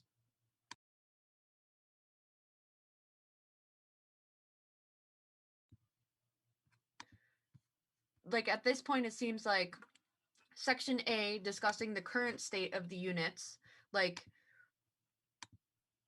we kind of understand that we're going to get a pretty mixed amount of responses on this specific type of question. So I just really like want to keep us on track so we can like get somewhere tonight with this survey, so we can like provide HCHC with some good feedback. And I think all of this is so important because we need to be having these conversations, and we need this scripted language so we have a really unified message. So we're not just kind of like, oh, I don't know what's going on. You know, we need to know what's going on. And it seems like there's not 3 options, there's really 2 options, which is the rehab of the building to the best of our abilities and knocking down the building and building something completely brand new, and basically, you know, reimagining, recreating that in the entire HHA property. Which, as Claire noted, it's like, you know, when the scope is so big, you know, it's so hard for people to think, well, you know, now we're talking about years and years from now, right? So it's like there's basically, all I'm trying to say is that I feel like there's a real communication breakdown, and we really need to solve it. And I guess maybe having this unified message is the way to do it. Like, we know that there's 2 options. It seems like the survey could contain, it could, like, under right there, please indicate like right in that in that spot, there could be just 2 brief paragraphs that describe the 2 options, you know, like including that relocation is part of the new build option, or the takedown option, I guess. And just, you know, rank your favorite of those 2 things. Like, follow the ranking thing, and just ask people, you know, but providing like a little bit of a, you know, description of what this really means, like, for people, so that they can feel that they understand. I mean, yeah, because I think the way it's phrased right now, it's a little bit funny too, because it just basically it's basically saying, don't you think? Kind of thing. And so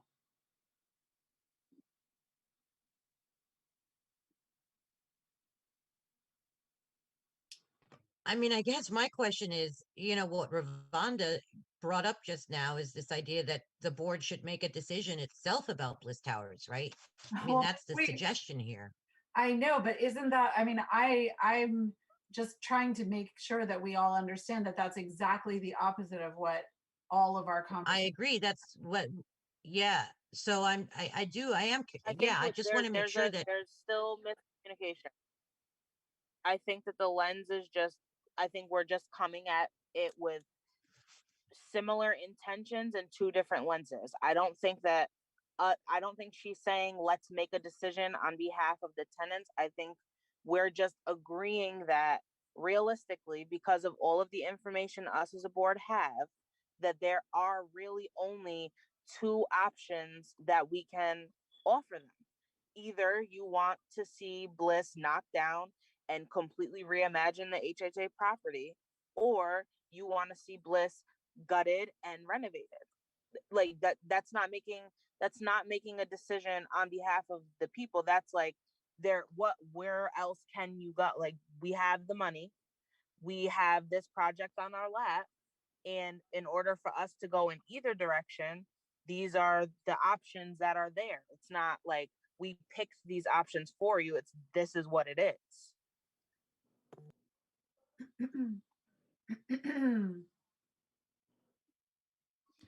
Yeah, and I think here with the survey, right, we're making this so the option is the choice of the residents, right?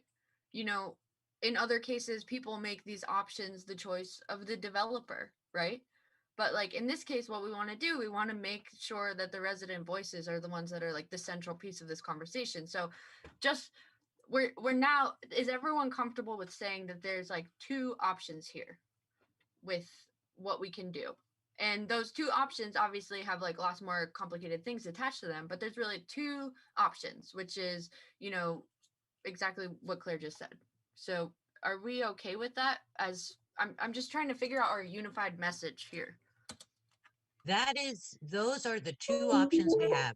I mean, the rehab thing came up. I think the rehab thing came up just because of question number 2, where it says general rehab or renovate. You know what I mean? That's why we ended up in this conversation. But that general rehab thing, I mean, we scrapped, I think we pretty much scrapped that a while back. It was always gut rehab of bliss or a knockdown rebuild. So That's why we didn't take out the FHA loan.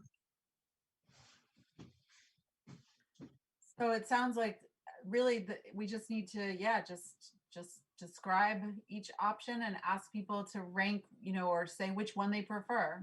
That's it. I'm almost wondering if, you know, because this is such a huge thing and because this is people's homes, and just noting on what Claire said before, where, you know, there's certain things that you say in a survey that don't come across when you're saying them face to face to people.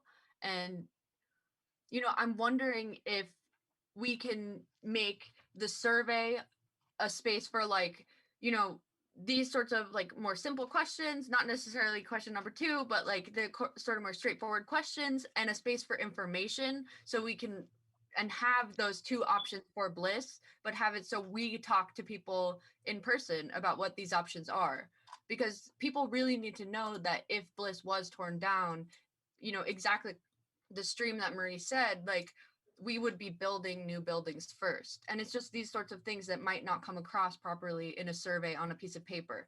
Agreed.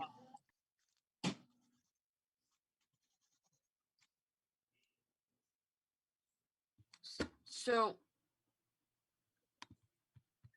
I mean, in that case, right, the current state of units, right, we get to know sort of, you know, what people want out of their housing as far as like the inside of their housing, right? And it seems like, Well, hold on. I mean, I think we're going to do more than one of these. I think someone mentioned this. I don't think this is the final word. The question of what people want on the you know, for each unit. I think these are things that we need to be asking when we get to the development phase. You know, what we really need to know now is the big picture stuff, the really big picture stuff. The stuff that if we get too bogged down in detail, again, I think Claire and Ravonda are right. It's just going to muddy the waters. It's going to make everybody confused. We're even sitting here confused. So I think we should stay away from the really nitty gritty stuff, because that's stuff we're going to hammer out as we go. so do we We want need to. No, I was just going to say, like, do we want to use this survey as a place to say, okay, these are our two options. These are the possibilities within them. Rank them. Which one do you want more? And here's where we'll be. Come talk to us. This is when you can come talk to us about this. We need your input. Does that seem clearer as for us all? Yeah.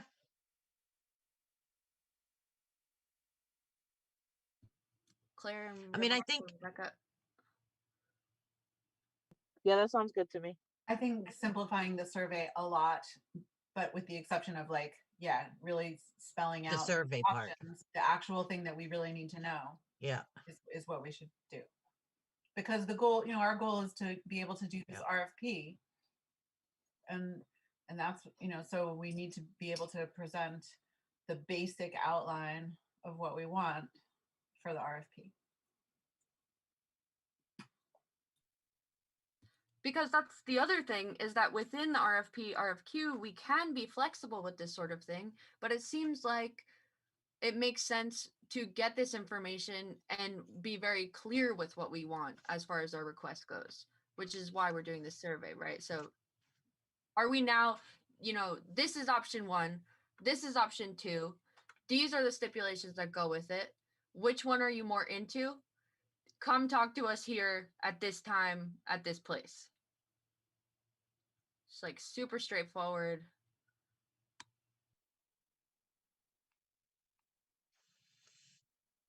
Does that? Yes, I think that's great.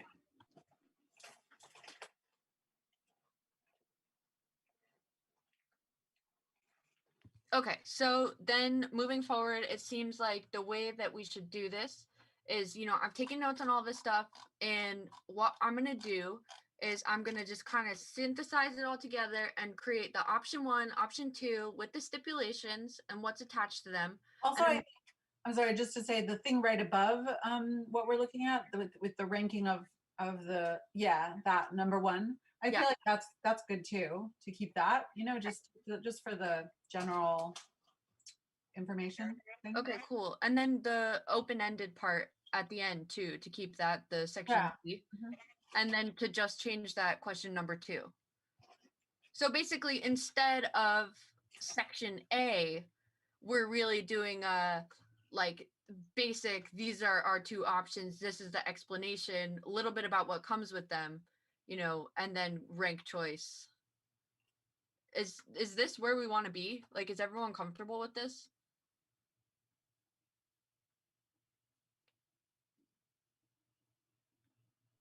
Yes, and I'm yeah. So whatever we come up with, HCHC is willing to do. So I'm listening. I'm not giving a ton of feedback on the survey itself. Okay. Yeah. Ravonda, what do you think about that format for the survey? I think it's great. Okay. So we're just super straightforward. This is what it is. We don't need to, it just has to be really clear for people, because we are in the question mark phase, right? And so, it's just, at least we can find this clarity of these options. And then we'll be like, here we are, come talk to us. Okay, so I will compile things for option 1, which is like, the tear down with the rebuild. Option 2, which is the full renovation.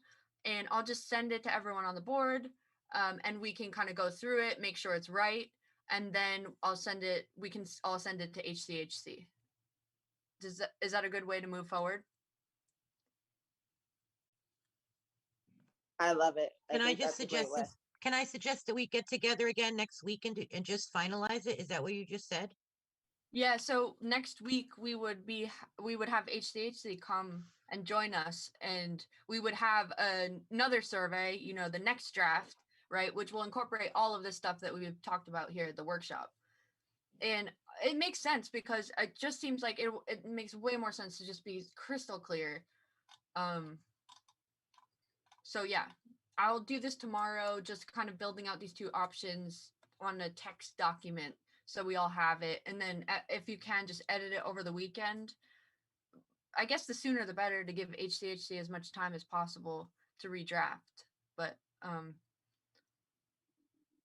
does this seem like a good way to move forward? Because I feel like this is a workshop. So Given approval many times. I know. I'm like our workshop is like such a I feel like we're at a point where it makes sense. We can take our next step and move forward. So Yes, ma'am. I'm happy because I'm getting tired. Do it. Do it. I'm starving. Me too. My tummy is actually starting to hurt. I know, and Rebecca's eating. Yeah, I've eaten an entire bag of corn chips this evening, so I'm just like, that doesn't feel good either. Like, this wood cleaner is starting to look really good to me right now. Okay, so And it's supposedly all natural, so anyway. So let's end this. Let's end our workshop here, because we've gotten somewhere, And it feels like we have way more clarity than we ever did before, and we all needed this, you know, even though. The only thing that we should also, I feel like we need to keep moving forward with is the planning of how we're doing these meetings with tenants, you know? Like, when is that happening and how is it being facilitated? Like, how are we getting the word out about that, basically? These development meetings? No, the No. meeting with, if we're meeting with tenants so that they can ask us questions or talk to us and fill out the survey. The Like- one-on-ones. Yeah. Just like, when is that happening? How are we I- doing? Well, it seemed like, as Claire said, oh, no, Claire. Go ahead. No, I was just gonna say, Claire said like we'd basically be distributing this like call to action one sheet flyer, you know, and it does seem that the survey does lend really well to us meeting in person and saying like come talk to us, because it's like it's laid out here, but like we need more information from you. We need to like have this as a conversation. Mhm. So Mhm. wait, I don't think I answered your question. I was just really talking about like when and how, you know, not why. Yeah. When and So how. I'll send out to the board again the one pager. Everybody can look it over and decide if it's good enough, if you want to add anything to it. And I think we should get the one pager out by the end of the week. And then I think that we should have amongst ourselves figured out who's available when, so that we can start putting out the meeting times and offering that to people. I mean, well, whenever the survey is complete, because we didn't finish the survey yet. So I guess it's also dependent on when we all agree on the survey. It seems like Marie was saying like that we have to vote in the survey at our next meeting, which not our next development meeting, but like I'm our not next. saying we have to vote on it. I'm not saying we have to. I'm recommending, Okay. I would recommend that if we're developing a fairly extensive plan here that includes a one-page document, a survey, and meeting, you know, a one-to-one meeting. So that's a community relations plan we've got here. And I do think that as a board, during our monthly board meeting, we should present this to the public as a unified. I mean, this meeting has been a little bit, you know, because we're working through it. So something really neat, well packaged that we can all vote on, so everyone knows what's going to happen next. That's the only reason why I'm suggesting that we put the whole thing together as a package between now and the next board meeting and then vote on it. And then we can send that flyer out the next day. It's my recommendation. I'm just one member of this workshop, so So in that scenario, all. it would be March 11th.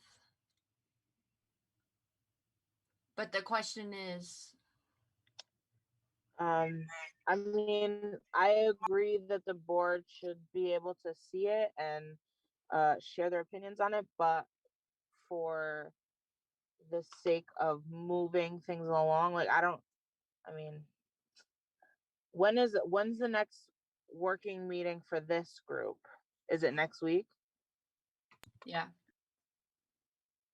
Okay, I think that, I mean, I don't know, because we can't do anything until the survey is complete, but there's lots of feedback we have on the survey. So I don't know if we can hurry and get the feedback to HCHC and get the survey completed as soon as possible, like in between, if we can work through email on some of the questions that we have and get this information to HCHC so that before the meeting, we have this package put together, because March 11th seems like a while away, even though it's really not that far away. I feel like we can get more done in that time period. Yeah, I absolutely agree. And we have to remember that everybody is invited to be on these meetings and they know what these meetings are about. And I agree with Claire, we can't just wait for the next meeting every single time. They need to hop on board. If you're gonna be here, you need to be here. We can share with you just like we're sharing with the public on what is going on. You should be a part of this. So maybe because it's like I want to move like as fast as we can, but it's like we also have this survey that like does need this work. So it's like, can we say like we're trying to get a survey that like makes sense and is final by our next meeting next week?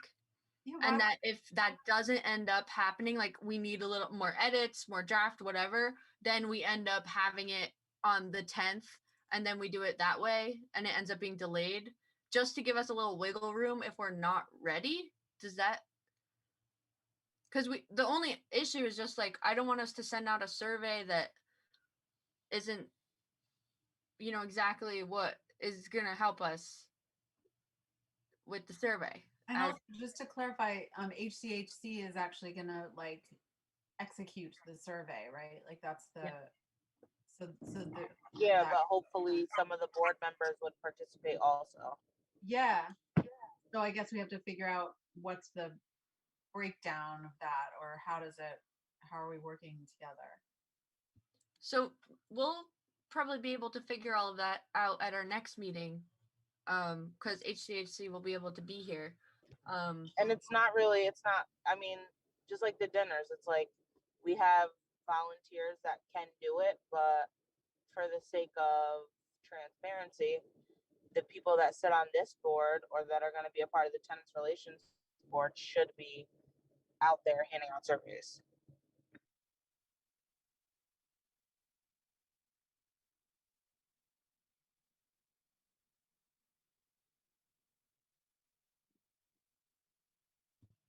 So it seems like we're at this point where we've got like this community relations plan.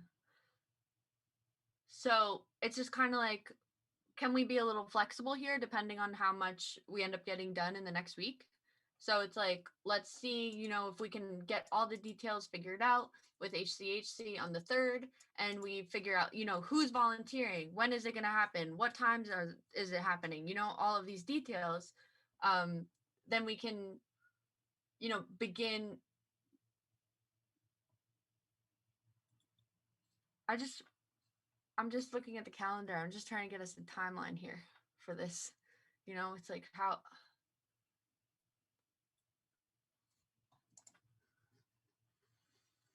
It's either starting this process, you know, a week from now, or starting this process of collecting the surveys, you know, being there at our office hours, basically, 2 weeks from now. That's really what we're on now, right?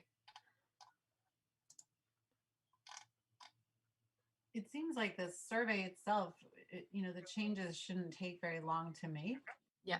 So I don't see why we couldn't, I mean, depending on what's up with HCHC's time between now and next Wednesday, it seems like we should be able to have the survey ready. Yeah, we're available. We're just waiting on the feedback. So Yeah. I know that's what was just told to me, that whenever this board has their information together, they'll fix it and give it back. Great. So it seems like we have our information together now. We'll provide that information. I'll kind of go over it. I'll send it to everyone, these like options, the clarity. And then once everyone else replies and they're like, yes or no, change this, then we'll send it off to HCHC as soon as possible. So, you know, I can do this tomorrow and hopefully we can have it to them by Friday.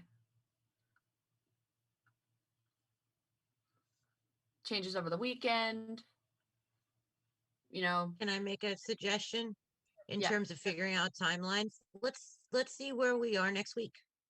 Let's see where we are with the survey. If this group is comfortable with it, then I guess we can move forward. If we need more to do more work on it, we do more work on it.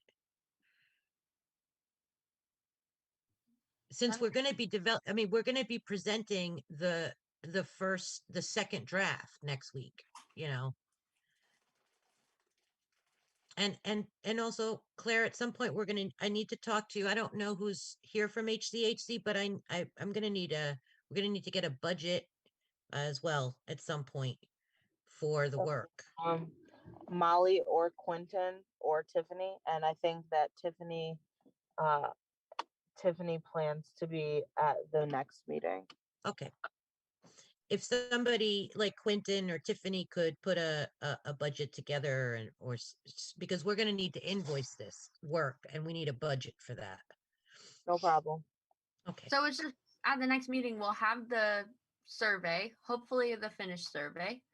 We'll build out our actual plan for, how it's going to end up happening, like who's going to be knocking on doors basically.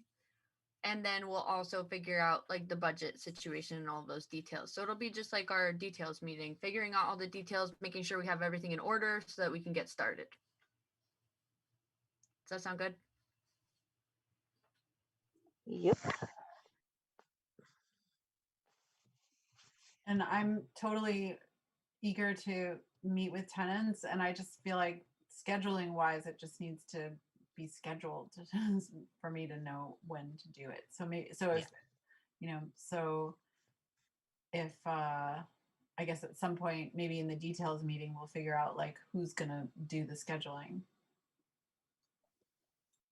I'll send something when I send the one pager as far as like what my ideas are and what me and Rebecca kind of discussed so far. It's kind of just like plug staff in where, but I'll send my framework and ideas for what I had already when I sent you guys.